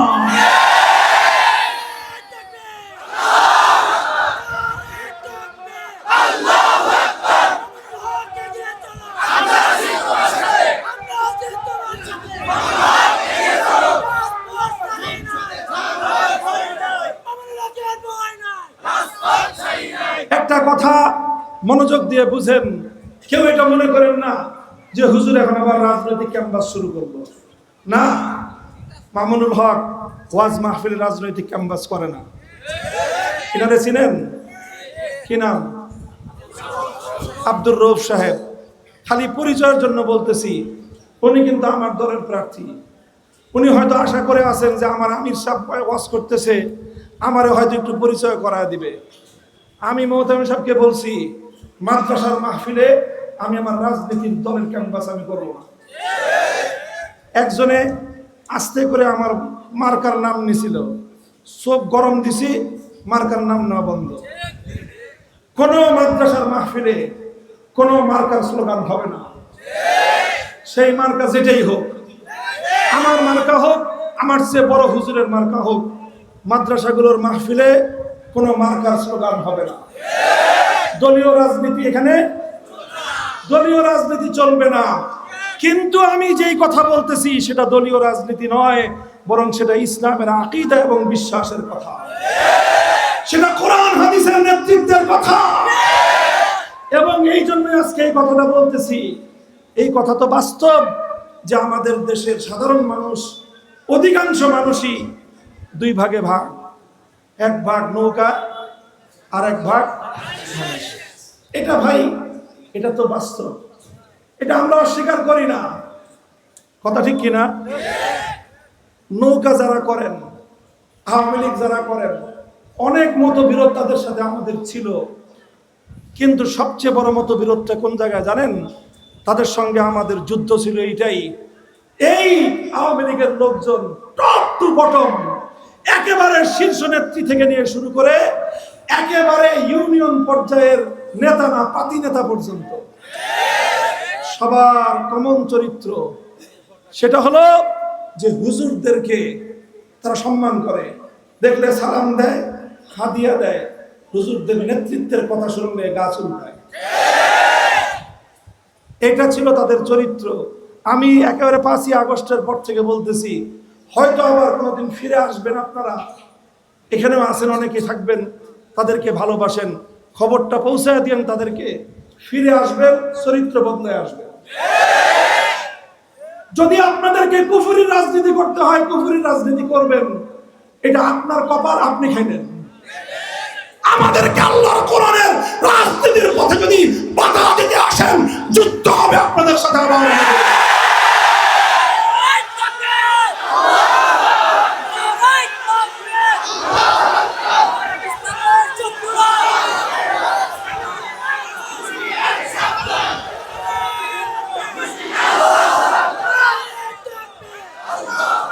এটা তো বললাম তাদের কথা, যারা এখন নাই, ভাইবেন না যে নাই দেখে আমি এত জোরে কথা বলার সাহস পাইছি, ব্যাপারটা এরকম না। যখন ছিল তখনও এর চেয়ে কম আওয়াজে বলি নাই, আপনারাই তো সাক্ষী। আরে ভাই, সত্যের কথা বলবো, ইমানের কথা বলবো, মূর্তির বিরুদ্ধে কথা বলবো, আল্লাহর বরাদ্দের কথা বলবো, কেউ এতে বেজার হলো না খুশি হলো সেটা দেখার দায়িত্ব তো আমার না। তাদের কথাটা বললাম, সামনে যদি আসেন এই চরিত্রটা বদলে আসবেন। আপনি আপনার কুফরির মতবাদের রাজনীতি করতে পারবেন, আমি আল্লাহর জমিনে আল্লাহর দ্বীন কায়েমের রাজনীতি করতে পারবো না। দেশটা কি মগের মূল্য? আরে ভাই, 90% মানুষ কি মুসলমান না? এই মুসলমান নাকি কালেমা পড়ে না? এই মুসলমান নাকি আল্লাহর নবীর নবুয়তকে বিশ্বাস করে না? এই মুসলমান নাকি আল্লাহর কোরআনকে বিশ্বাস করে না? এই মুসলমান নাকি আল্লাহর কোরআনের প্রত্যেকটা বিধানকে বিশ্বাস করে না? ও মুসলমান, তোমরা কি আল্লাহর কোরআনের রাজনৈতিক ব্যবস্থাকে বিশ্বাস করো না? তোমরা কি ইসলামের বিচার ব্যবস্থাকে বিশ্বাস করো না? সাহস থাকলে কেউ বলো যে আমি কোরআন মানি কিন্তু কোরআনের রাজনীতি মানি না, সঙ্গে সঙ্গে ফতোয়া দিয়ে দিব তুই বেঈমান, তুই বেঈমান, তুই বেঈমান। এটা গেল কাদের কথা? যারা নাই। এবার আসেন যারা আছেন তাদের কথা বলি। দেখেন, আপনাদের সাথে আমাদের এত বিরোধ কোনোদিন ছিল না, আমরা চাই না ওই পরিমাণ বিরোধ আপনাদের সাথে হোক, কিন্তু খবরদার মনে রাখবেন, আমরা আল্লাহর দ্বীনের আমানত নিয়ে, আল্লাহর পক্ষ থেকে, আল্লাহর রাসূলের পক্ষ থেকে প্রদত্ত আমানতের জিম্মাদারি নিয়ে আল কোরআনের সমাজ কায়েম করার জন্য আমরা যখন মাঠে নামি, আল্লাহর দ্বীনকে বিজয়ী করার জন্য যখন আমরা মাঠে নামি, কোরআনের হুকুমত কায়েম করার জন্য আমরা যখন মাঠে নামি, ইসলামী শাসন ব্যবস্থা কায়েম করার জন্য আমরা যখন মাঠে নামি, তখন যদি ইসলামী রাজনীতি করি বলে আমাদেরকে কোনো কটাক্ষ করার চেষ্টা করেন, আমাদের পথে বাধা হওয়ার চেষ্টা করেন, অতীতের দুশমনদের সাথে যা করেছি আপনাদের সঙ্গে তার চেয়ে ব্যতিক্রম আচরণ পাবেন না।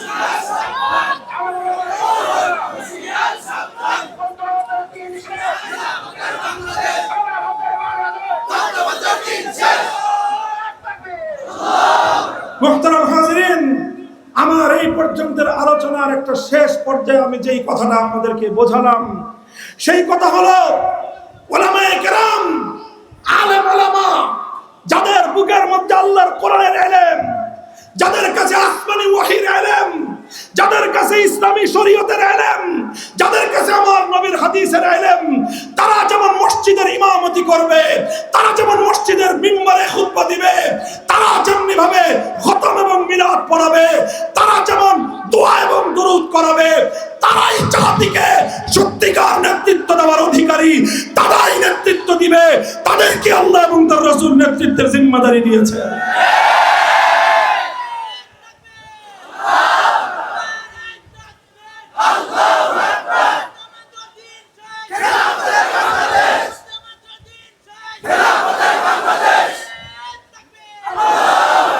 মুহতারাম হাজিরিন, আমি আবার আলোচনার শুরুর দিকে ফিরে যাই। আমার আলোচনার ধারা ছিল আমার নবীর জিন্দেগীর 4টা ধাপের কথা আমি আলোচনা করলাম। 3টা ধাপ, মৌলিকভাবে 3টা ধাপের কথা আলোচনা করেছি। প্রথম ধাপ, আল্লাহর নবী মক্কায় 13 বছর পর্যন্ত নীরবে নিভৃতে শান্তিপূর্ণভাবে দ্বীনের দাওয়াত দিয়েছেন, দ্বীনের তালিম দিয়েছেন। নবীজি কারো সঙ্গে মারামারি করতে যান নাই, কারো সঙ্গে সংঘাত করতে যান নাই। আল্লাহর নবী সর্বপ্রথম কিছু ব্যক্তি গঠন করেছেন, উন্নত আখলাক, উন্নত চরিত্র, শক্ত ঈমান, মজবুত ঈমানওয়ালা, আমলওয়ালা, তাকওয়াওয়ালা, পরহেজগারিওয়ালা একদল লোক তৈরি করেছেন। এটা ছিল প্রথম পর্ব। এই পর্বে নবীজি থেমে থাকেন নাই। নবীজি চিন্তা করেছেন যা হওয়ার মক্কায়, মক্কায় আর বেশি কিছু হবে না। এবার আল্লাহর নবী কদম বাড়ালেন, এবার নতুন ভূখণ্ডে যেতে হবে। আমার নবী মক্কায় নিজেকে সীমিত রাখেন নাই, হিজরত করেছেন। হিজরত করে আল্লাহর নবী তার সকল সাহাবীদেরকে নিয়ে মদিনায় পাড়ি জমিয়েছেন। ইসলামের জন্য, দ্বীনের জন্য, ক্ষমতার জন্য নয়, স্বার্থের জন্য নয়, সম্পদের জন্য নয়, একমাত্র আল্লাহর দ্বীন দুনিয়াতে কায়েম করার জন্য। এটা হলো দ্বিতীয় পর্ব। দ্বিতীয় পর্বে মদিনায় গিয়ে নিরাপদ পরিবেশ পেলেন, শান্তিপূর্ণ পরিবেশ পেলেন। এখন আর নামাজ পড়লে কেউ বাধা দেয় না, এখন আর কালেমা পড়লে কেউ অত্যাচার করে না, এখন আর ঈমান গ্রহণ করলে কেউ মারতে আসে না। শান্তি ছিল, নিরাপত্তা ছিল। কিন্তু নবীজি এখানেই ক্ষান্ত হয়ে বসে থাকেন নাই। কথা বলেন। নবীজি সামনে অগ্রসর হয়েছেন। নবীজি তৃতীয় ধাপে এসে বলেছেন এখন থেকে আমরা দ্বীনকে দুনিয়াতে কায়েম করার জন্য, সারা দুনিয়াতে আল্লাহর দ্বীনকে বিজয়ী করবার জন্য অভিযানে নামবো। যারা সেখানে বাধা দিবে, আসবে বাধা যেখানে, লড়াই হবে সেখানে। এটা ছিল আল্লাহর নবীর তৃতীয় ধাপ। তৃতীয় ধাপে বদর হলো, উহুদ হলো, খন্দক হলো, মুরাইসি হলো, বনুল মুস্তালিক হলো, অসংখ্য অগণিত যুদ্ধ হলো। বনু কাইনুকাকে মদিনা থেকে গাদ্দারির কারণে বের করে দিলেন, বনু নজিরকে মদিনা থেকে বিশ্বাসঘাতকতার কারণে বের করে দিলেন, বনু কুরাইজাকে গাদ্দারির চরম শাস্তি দিয়ে গোটা মদিনাকে ইসলাম এবং মুসলমানদের দুর্ভেদ্য দুর্গে পরিণত করলেন। এখানে শেষ। আল্লাহর নবী এর পরে মক্কাবাসীদের সঙ্গে রাজনৈতিক চুক্তি করলেন, রাজনৈতিক সন্ধি করলেন, এবং সেই সন্ধির মাধ্যমে আল্লাহর নবী তার রাজনৈতিক দূরদৃষ্টি প্রদর্শন করলেন, রাজনৈতিক দক্ষতা প্রদর্শন করলেন, রাজনৈতিক নেতৃত্বের দূরদৃষ্টি সম্পন্ন নেতৃত্বের পরিচয় দিলেন, এবং এমন একটা সন্ধি করলেন, এমন একটা শান্তি চুক্তি করলেন, যেই শান্তি চুক্তির বদৌলতে পৃথিবীর প্রত্যেকটা বড় বড় রাজাদের দরবারে ইসলামের দাওয়াত পৌঁছে গেল। যেই শান্তির বদৌলতে, যেই চুক্তির বদৌলতে পবিত্র আরবের মাটি থেকে ইহুদিদের আখড়া চিরতরে উৎখাত হয়ে গেল, এবং যেই চুক্তির বরকতে 1 বছরের মাথায় পবিত্র মক্কা বিজয় হয়ে সেখানে ইসলাম কায়েম হয়ে গেল। এই সকল আলোকে আমি বললাম, হে আমার আলেম সমাজ, হে আমার তরুণ সমাজ, হে আমাদের ছাত্র সমাজ, আমি বাংলার ছাত্র সমাজকে শুধু স্নেহ করি না, এখন তাদেরকে শ্রদ্ধাও করি। বলবেন ছোটদেরকে হুজুর আবার শ্রদ্ধা করেন কেন? শ্রদ্ধার এই জন্য বললাম, সম্মান করি এই জন্য। অনেক বড় বড় রাজনৈতিক দল পারে নাই, বড় বড় নেতারা পারে নাই। তরুণ ছাত্ররা বাংলার মানুষকে জুলুমের জাতাকল থেকে মুক্তি দিয়েছে, বিপ্লবের দিয়ে দিয়েছে। তরুণ সমাজ প্রমাণ করে দিয়েছে তাদেরকে যদি ঐক্যবদ্ধ করে সত্যের জন্য ময়দানে অবতীর্ণ করা যায়, এই জমিন ইসলামের জন্যই সংরক্ষিত থাকবে। ইসলাম ছাড়া আর কিছুই এখানে চলবে না। ও দোস্ত, আমার প্রিয় ভাইরা আমার, আমি এই জায়গাটায় এসে আপনাদেরকে কয়েকটা গুরুত্বপূর্ণ কথা বলেছি। এক নম্বর কথা, আম্বিয়ায়ে কেরাম তারা শুধু মসজিদের ইমাম ছিলেন না, আম্বিয়ায়ে কেরাম তারা শুধুমাত্র মাদ্রাসার ইমাম ছিলেন না, আম্বিয়ায়ে কেরাম শুধু কবরস্থান আর এতিমখানার ইমাম ছিলেন না। হাদিস পরিষ্কার বলছে তাসুসুহুম, আম্বিয়ায়ে কেরাম রাজনৈতিক নেতা ছিলেন। এই জন্য যারা ইসলাম মানেন, দ্বীন মানেন, কোরআনকে বিশ্বাস করেন, অন্তত ঈমান নিয়ে যদি কবরে যাইতে চান, খবরদার ইসলামের রাজনৈতিক নেতৃত্বকে অস্বীকার করার চেষ্টা করবেন।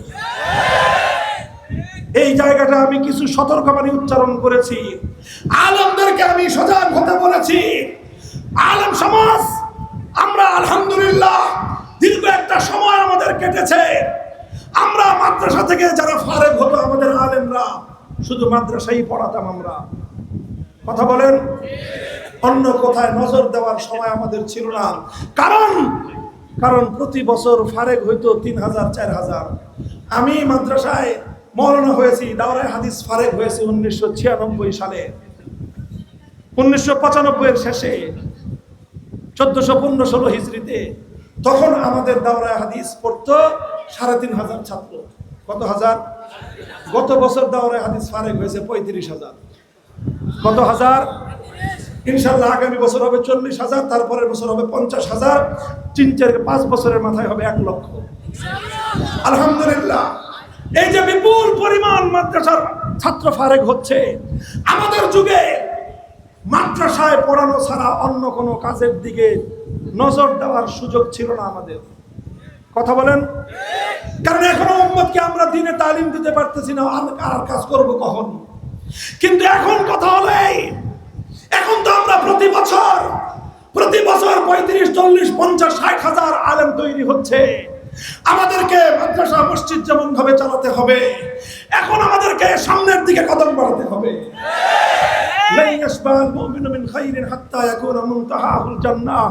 মুসলমান যতটুকু পেয়েছে দ্বীনের ব্যাপারে ততটুকু নিয়ে ক্ষান্ত হয়ে বসে থাকতে পারে না। আমার নবী মক্কা নিয়ে ক্ষান্ত হয়ে বসে থাকেন নাই, মদিনায় হিজরত করেছেন। আমার নবী মদিনা নিয়ে ক্ষান্ত হয়ে বসে থাকেন নাই, মক্কা বিজয় করেছেন, ইয়ামান বিজয় করেছেন, বিভিন্ন শহর বিজয় করে আমার নবী মৃত্যুর আগে 12.5 লক্ষ বর্গ মাইল, বলেন 12.5 লক্ষ কতটুকু হয় বলেন তো? আমার বাংলাদেশটা কতটুকু? 55,000 বর্গ মাইল। কত? 56,000-এর কম। এই বাংলাদেশটাকে 14 দিয়ে ভাগ গুণ দেন। কত? 14 না আরো 25 গুণ দেন। 50-কে 25 গুণ দেন, কত হবে? বুঝেন নাই? 50,000 বর্গ মাইল। এটাকে যদি 25 গুণ দেন 12.5 লক্ষ বর্গ মাইল হবে।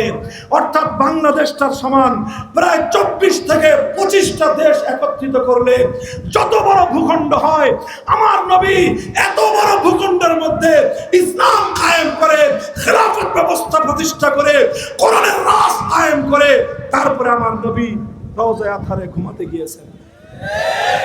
তাহলে নবীজি মক্কা পেয়ে ক্ষান্ত বসেছিলেন না মদিনায় গিয়েছেন? মদিনা পেয়ে ক্ষান্ত হয়ে বসে থেকেছেন না মক্কা বিজয় করেছেন? শুধু মক্কা আর মদিনা বিজয় করে মক্কা মদিনা নিয়ে ক্ষান্ত ছিলেন না, ইয়ামান বিজয় করেছেন, বাহরাইন বিজয় করেছেন, শহরের পর শহর বিজয় করেছেন। আমার নবী ইন্তেকাল করেছেন, নবীর সাহাবীরা বলেছেন যে আর দরকার নাই। বলেন, আমার নবী 12.5 লক্ষ বর্গ মাইল এলাকা রেখে গেছেন। আবু বকর সিদ্দিক, ওমর ফারুক বলেছিলেন যে ইসলাম আর ছড়ানোর দরকার নাই, ইসলামী সমাজ, ইসলামী রাষ্ট্র আর বিস্তৃত করবার দরকার নাই, এই কথা বলেছিলেন। তাহলে কি করেছিলেন? আরে মাত্র 11 বছরের মাথায় হযরত আবু বকর 2 বছর, হযরত ওমর ফারুক 10 বছর, আমার নবীর ইন্তেকালের 12 বছরের মাথায় পৃথিবীর এক প্রান্ত থেকে আরেক প্রান্ত পর্যন্ত মুসলমানরা বিজয় করেছে, সাহাবায়ে কেরাম নেতৃত্ব দিয়েছেন, রাষ্ট্র কায়েম করেছেন, ইসলামী আল্লাহর কোরআনের সমাজ কায়েম করেছেন। লা ইয়াশবাল মুমিনু মিন খাইরিন হাত্তা ইয়াকুনা মুনতাহাহুল জান্নাহ। হে আমার ছাত্র বন্ধুরা, প্রথম সম্বোধন করে আমার মাদ্রাসার তালেবে ইলমদেরকে, তারপরে সম্বোধন করে আমার আলিয়া মাদ্রাসার ছাত্র ভাইদেরকে, তারপরে সম্বোধন করি স্কুল কলেজ ইউনিভার্সিটির ছাত্র ভাইদেরকে, এরপরে সম্বোধন করি তরুণ এবং যুব সমাজকে, এরপরে আমি সম্বোধন করি গোটা মুসলিম পুরুষ সমাজকে, এরপরে আমার মা বোন সহ গোটা মুসলিম সমাজকে আমি সম্বোধন করে তোমাদের ভাই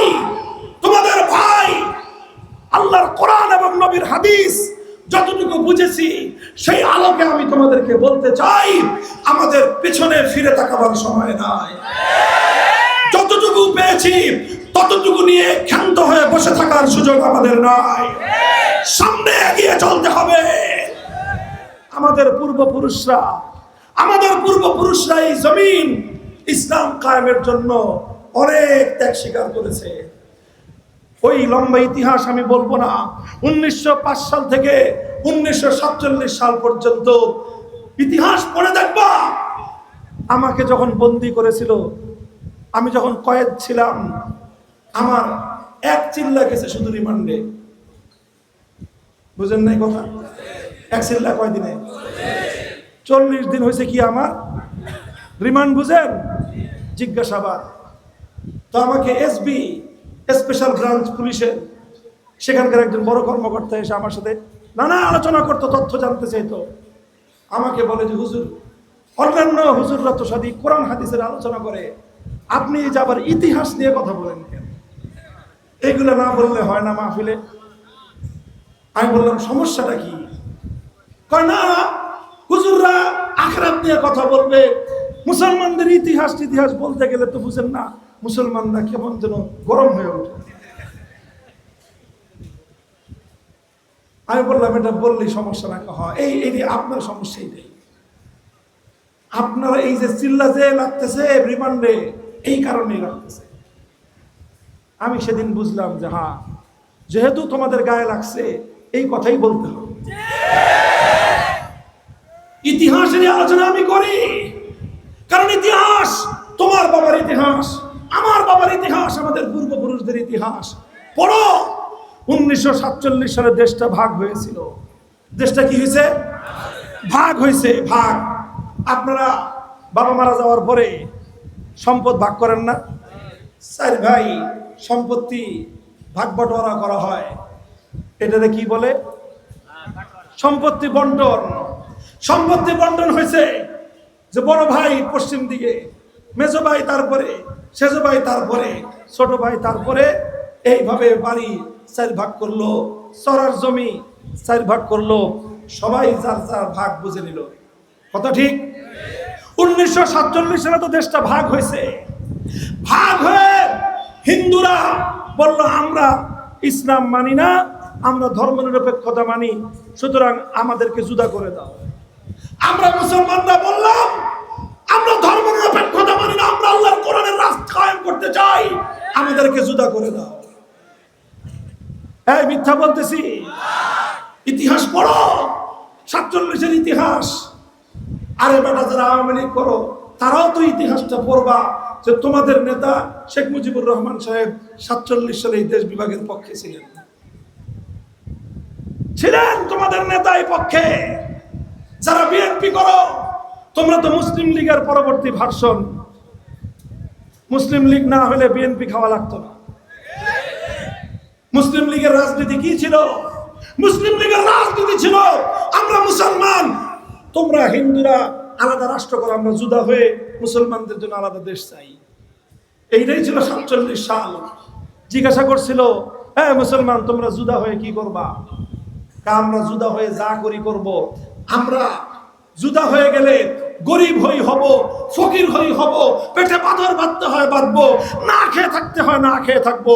এমন একটা দেশ কায়েম করব, এমন একটা সমাজ কায়েম করব, এমন একটা মানচিত্র কায়েম করব, সেখানে খাবার না থাকতে এখানে আল্লাহর জমিনে আল্লাহর কোরআনের রাজ কায়েম হবে, খেলাফতের শাসন কায়েম হবে। জিজ্ঞাসা করেন আওয়ামী লীগ এর আগে আওয়ামী মুসলিম লীগ ছিল, আওয়ামী মুসলিম লীগের আগে মুসলিম লীগ ছিল। শেখ মুজিবুর রহমান সাহেব শুরু করছিলেন মুসলিম লীগ দিয়ে, কয়দিন পরে করলেন আওয়ামী মুসলিম লীগ, তারপরে ইসলাম বাদ দিয়ে হলো আওয়ামী লীগ। ইতিহাস আমি যদি মিথ্যা বলে থাকি চ্যালেঞ্জ করেন পারলে গিয়ে। 47 সালে যখন দেশটা ভাগ হয়, মুসলিম লীগ তাই কথাই বলেছিল হিন্দুদের জন্য আলাদা রাষ্ট্র, মুসলমানদের জন্য আলাদা রাষ্ট্র, আমরা ভাগ হয়ে যাব, আমরা রেজমালি সংসারে থাকবো না। বুঝেন না এই কথা? এটা আপনাদের ভাষায় কথা বলতেছি আমি। রেজমালি সংসারে থাকবো না, জুদা করে দাও। আমরা জুদা হয়েছে 47-এ, জুদা হয়ে এটার নাম তখন ছিল পূর্ববঙ্গ, এটার নাম হলো পূর্ব পাকিস্তান, ওটার নাম হলো পশ্চিম পাকিস্তান। আমরা মুসলমানরা ভারত থেকে জুদা হইলাম। কেন ভারত থেকে জুদা হয়েছে? কি জন্য? কারো চেহারা দেখার জন্য? মোহাম্মদ আলী জিন্নার চেহারা দেখার জন্য? না লিয়াকত আলী খান আর আইয়ুব খানের চেহারা দেখার জন্য? আমরা সোহরাওয়ার্দীর চেহারা দেখার জন্য হই নাই, শেরে বাংলার চেহারা দেখার জন্য জুদা হই নাই। আমরা জুদা হয়েছিলাম একটা অঙ্গীকারের প্রেক্ষিতে, এখানে কায়েম হবে শরীয়তের সমাজ, এখানে ইসলামী শাসনতন্ত্র কায়েম হবে, সংবিধান হবে আল্লাহর কোরআনের সংবিধান। তো জুদা তো হয়েছে 47 সালে। এরপরে অনেক লম্বা ইতিহাস, 71 হলো, চলতে চলতে চলতে চলতে আবার এখন আসছি। বাপের আমলে বাপ চাচারা যেই জমি ভাগ করেছে, বাপের ছেলেদের আমলে এসে ওই বন্টন কি বাতিল হয়ে যায়? বুঝেন না এই কথা? আপনার দাদার 3 ছেলে ছিল, আপনার বাবা, আপনার 2 চাচা, দাদার সম্পত্তি 3 ভাই ভাগ করেছে। এরপরে এখন আপনার বাবা মারা গেল, এখন আপনারা 3 ভাই বাবার সম্পত্তি ভোগ করবেন না 2 চাচার সম্পত্তিও ভোগ করবেন? বলেন। বাবার সম্পত্তি ভোগ করবেন।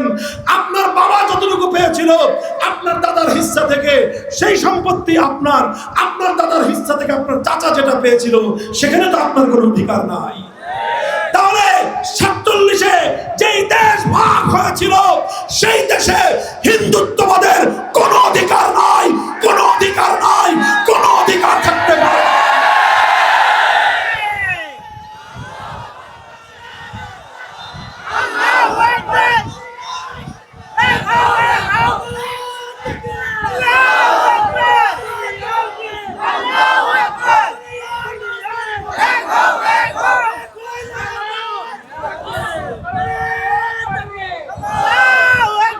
পরিষ্কার কথা, এটা আমাদের ইতিহাস। আমি আপনাদেরকে স্মরণ করায় দিলাম। এই জুদা করতে গিয়ে, এই মুসলমানদের জন্য আলাদা দেশ গড়তে গিয়ে এত সহজে করা যায় নাই। অনেক মানুষকে বাপদাদার ভিটে মাটি ছেড়ে ওই দেশ ছেড়ে দেশে চলে আসতে হয়েছে, অনেক রক্ত দিতে হয়েছে, অনেক সংগ্রাম করতে হয়েছে, অনেক জীবন দিতে হয়েছে, অনেক ঘাম ঝরাতে হয়েছে, অনেক অস্ত্র বিসর্জন দিতে হয়েছে। তারপরেই পূর্ব পাকিস্তান এবং তারপরে বাংলাদেশ জন্ম নিয়েছে। কাজেই এই জমিন, এখানে হিন্দুস্তানি রাজনীতি চলবে না, এটা পরিষ্কার কথা। যাদের কাছে ধর্মনিরপেক্ষতা এত ভালো লাগে, বিশাল দেশ পড়ে আছে। আমাদের দেশটা তো ছোট্ট দেশ, আমাদের দেশটার সমান 20টার সমান দেশ ওরা পাইছে। ধর্মনিরপেক্ষতা তার এত ভালো লাগে, চলে যা তোর দাদার দেশে। যাদের কাছে ধর্মনিরপেক্ষতা ভালো ছিল তারা তো চলে গেছে হেলিকপ্টার দিয়ে। তুই কেন বসে আছিস এখনো? এই মাটি ইসলামের জন্য মুক্ত করা হয়েছে, এদেশ ইসলামের জন্য আজাদ করা হয়েছে, এই দেশ ইসলামের জন্য স্বাধীন করা হয়েছে। আল্লাহর কসম খেয়ে বলি, আজ না হয় কাল এই জমিনে কোরআনের রাজ কায়েম হবেই, কায়েম হবেই, কায়েম হবেই ইনশাআল্লাহ।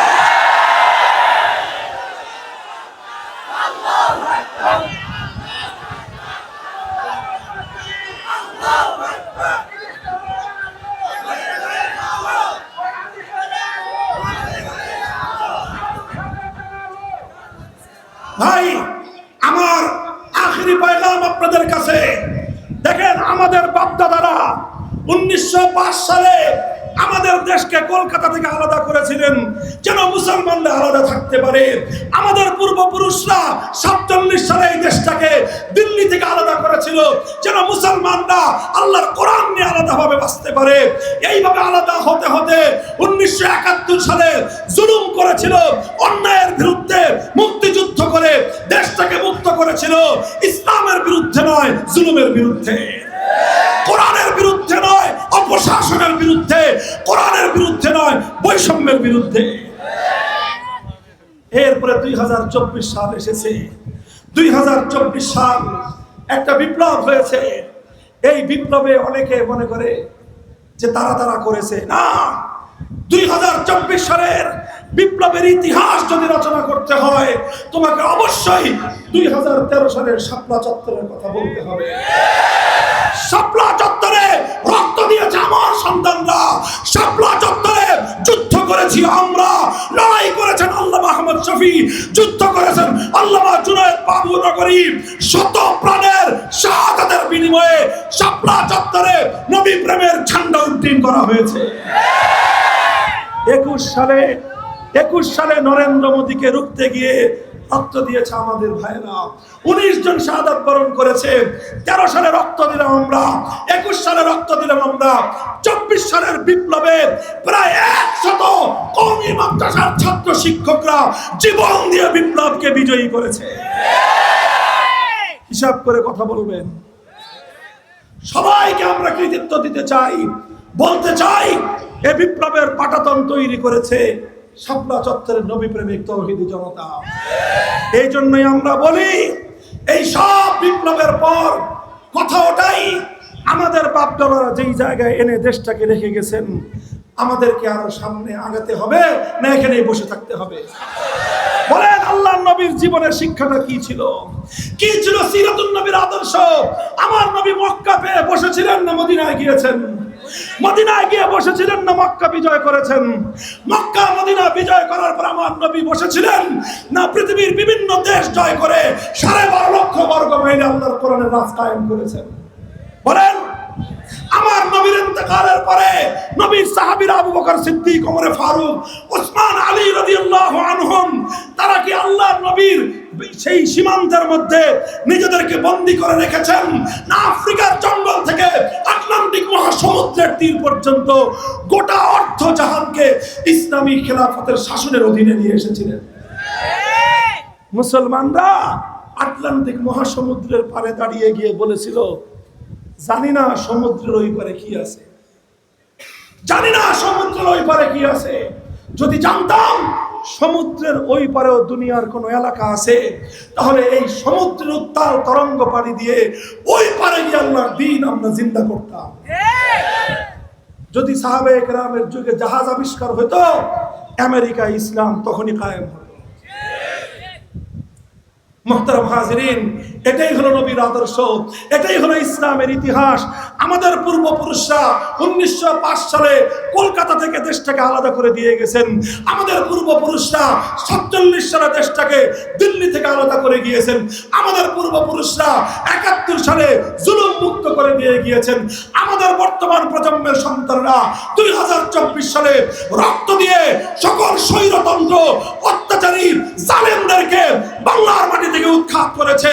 এবার আমাদের দায়িত্ব হলো পরবর্তী ধাপের দিকে আমাদেরকে অগ্রসর হওয়া। লাই ইয়াশবাল মুমিনু মিন খাইরিন হাত্তা ইয়াকুনা মুনতাহাহুল জান্নাহ। হাদিস বাইহাকি শরীফের হাদিস। মুসলমান ততক্ষণ পর্যন্ত ক্ষান্ত হবে না, হয় तमाम দুনিয়াতে দ্বীন জিন্দা হবে আর না হয় শাহাদাত বরণ করে জান্নাতে চলে যাবে। ইম্মাল খিলাফা ওয়া ইম্মাশ শাহাদা, ইম্মাল খিলাফা ওয়া ইম্মাশ শাহাদা। হয়তো খিলাফত, হয়তো খিলাফত, হয় আল্লাহর জমিনে দ্বীন জিন্দা হবে আর না হয় আমরা সবাই শাহাদাতের মৃত্যুকে আলিঙ্গন করে খোদার জান্নাতে যাব। যতদিন এ দেহে প্রাণ আছে, যতদিন আমার ধমনীতে রক্ত প্রবাহিত হবে, যতদিন আমার এই হৃদয়ে প্রাণের স্পন্দন থাকবে, ততদিন হয় আল্লাহর দ্বীনের জন্য লড়াই করব আর না হয় লড়াই করতে করতে শাহাদাতের পেয়ালা পান করে খোদার জান্নাতের মেহমান হব। মুসলমানের কাছে তৃতীয় কোনো রাস্তা খোলা নাই। প্রস্তুত হন, আলহামদুলিল্লাহ। কথা বলেন। আমরা একটা ধাপে এসে উন্নীত হয়েছি। জুলাই বিপ্লবের পর আজ আমরা যেই ধাপে এসে উন্নতি হয়েছি, এরপরে আমাদের আর এক দুইটা ধাপ বাকি। এই এক দুইটা ধাপ সামনে আগানোর জন্য তৈরি আছেন তো? আমি বাংলার মানুষকে একটা কথা বলি, হে আমার দেশের মানুষ, অনেক রঙের বাংলাদেশ তোমরা দেখেছো। একবার একজনে বললেন সোনার বাংলাদেশ দেখাবো, আমরা দেখলাম সোনার বাংলাদেশ, পিতলও খুঁজে পেলাম না। আরেকজন বললেন নতুন বাংলাদেশ দেখাবো, দেখলাম সেই নতুন শাড়িতে পুরান বউ। আরেকজন বললেন সবুজ বাংলাদেশ দেখাবো, দেখলাম গাছের সব পাতা মরা ধূসর বাংলাদেশ।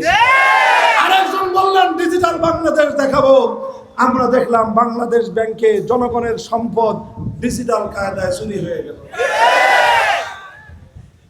সোনার বাংলাদেশ দেখা শেষ, নতুন বাংলাদেশ দেখা শেষ, সবুজ বাংলাদেশ দেখা শেষ, ডিজিটাল বাংলাদেশ দেখা শেষ। এবারের বাংলাদেশ দেখতে চাই আল কোরআনের বাংলাদেশ, ইসলামের বাংলাদেশ।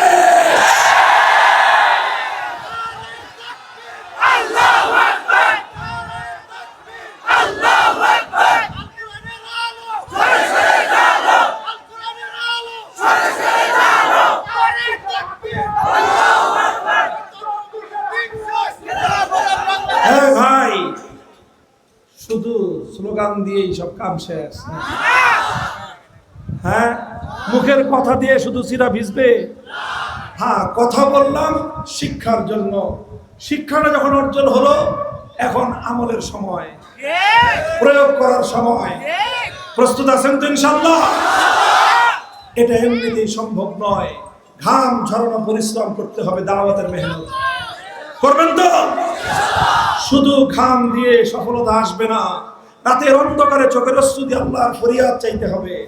চাইবেন তো? শুধু ঘাম আর অশ্রু দিয়ে বিপ্লব আসে না। ঘাম আর অশ্রু দেওয়ার পরে আল্লাহর জমিনে ইসলামকে বিজয়ী করার জন্য প্রয়োজন হলে শহীদি ঈদগাহে মাথায় কাপড়ের কাপড় পরে শাহাদাতের শপথ নিয়ে শহীদ হওয়ার জন্য যেতে কারা কারা প্রস্তুত থাকবো? হাত তুলে শপথ করো।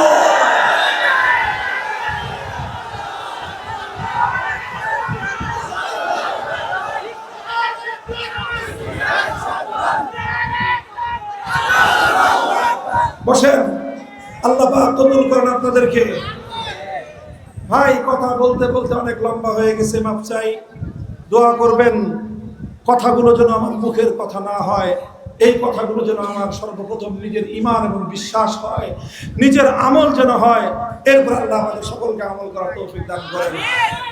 এই মাদ্রাসা, রোহা মাদ্রাসা, এই ছাত্ররা উঠে কে বসো, একজন উঠবেন না ভাই, একটু বসেন, একটু বসেন, এই 5 মিনিট।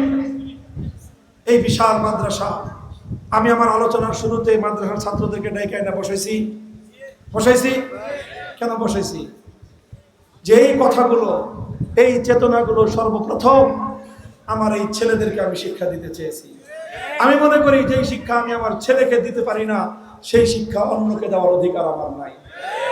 এই জন্য আমি আমার ঘরের ছেলে, এরপরে আমার মাদ্রাসার ছেলে, এদেরকে আগে শিখাইলাম, তারপরে আপনাদেরকে শিখাইলাম।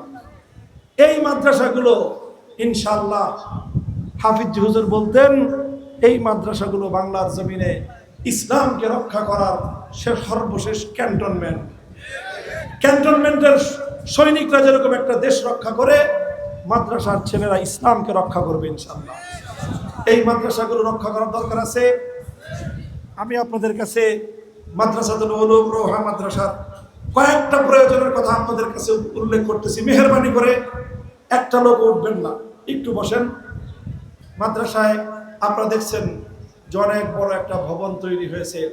মাদ্রাসার ছাত্রের সংকুলন হয় না।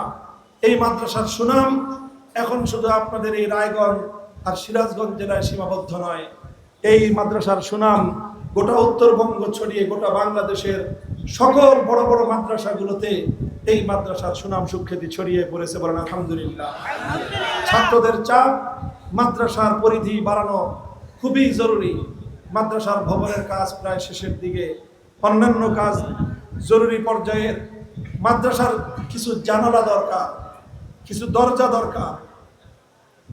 আপনাদের এই দরজা জানালাগুলি দিয়ে এই মাদ্রাসার কাজ শেষ পর্যায়ের ফিনিশিং দেওয়ার প্রয়োজন আছে না নাই?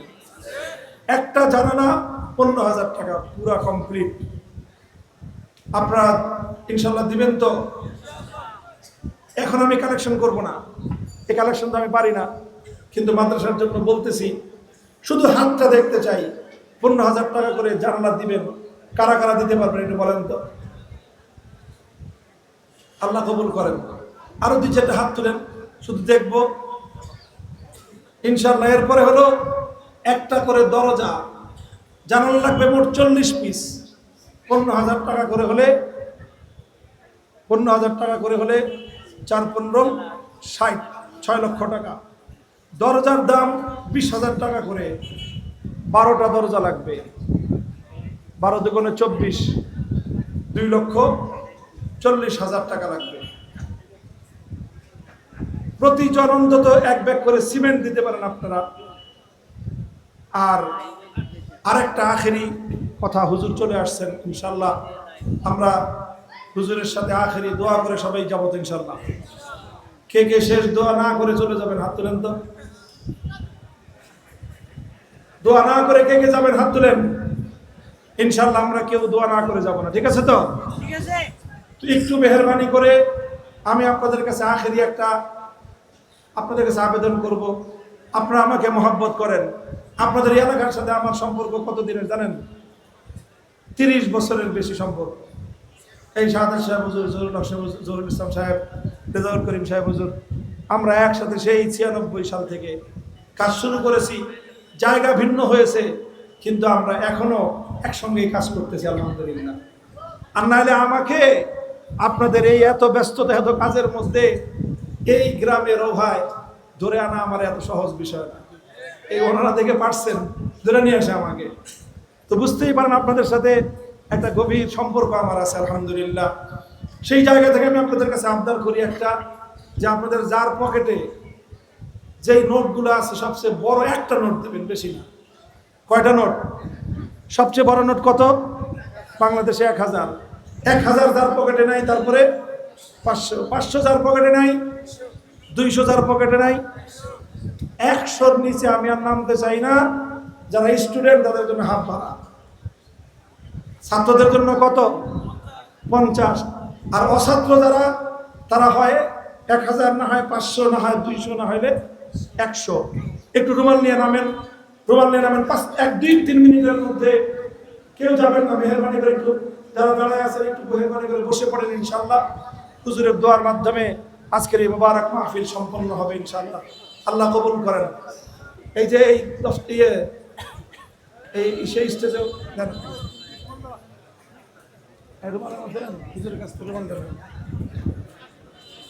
একটু তাড়াতাড়ি এই যারা দাঁড়ায় আছেন তাদের কাছ থেকে না।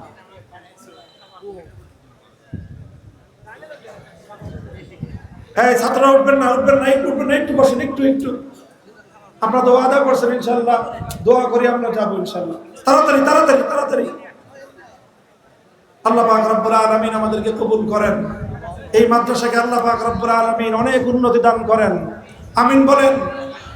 তালিম, তারবিয়াত, তামির, মালিয়া। দেয় ছাত্ররা উঠেন না ভাই, একটু বসেন। এখনই আখেরি মুনাজাত হয়ে যাবে। রুমাল নিয়ে একটু তাড়াতাড়ি যাও না, মাঝখান দিয়ে তাড়াতাড়ি যাও। যে মাঝখানে এত মানুষ ফাঁকা কেন? ওই জায়গাটার মাঝখানে চলে যাও।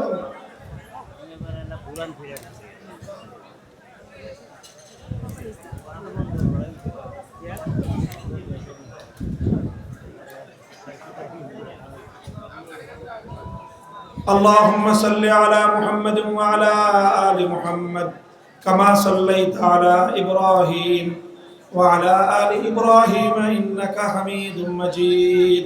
ভাই বসেন, এখনই হুজুর দোয়া করতেছেন।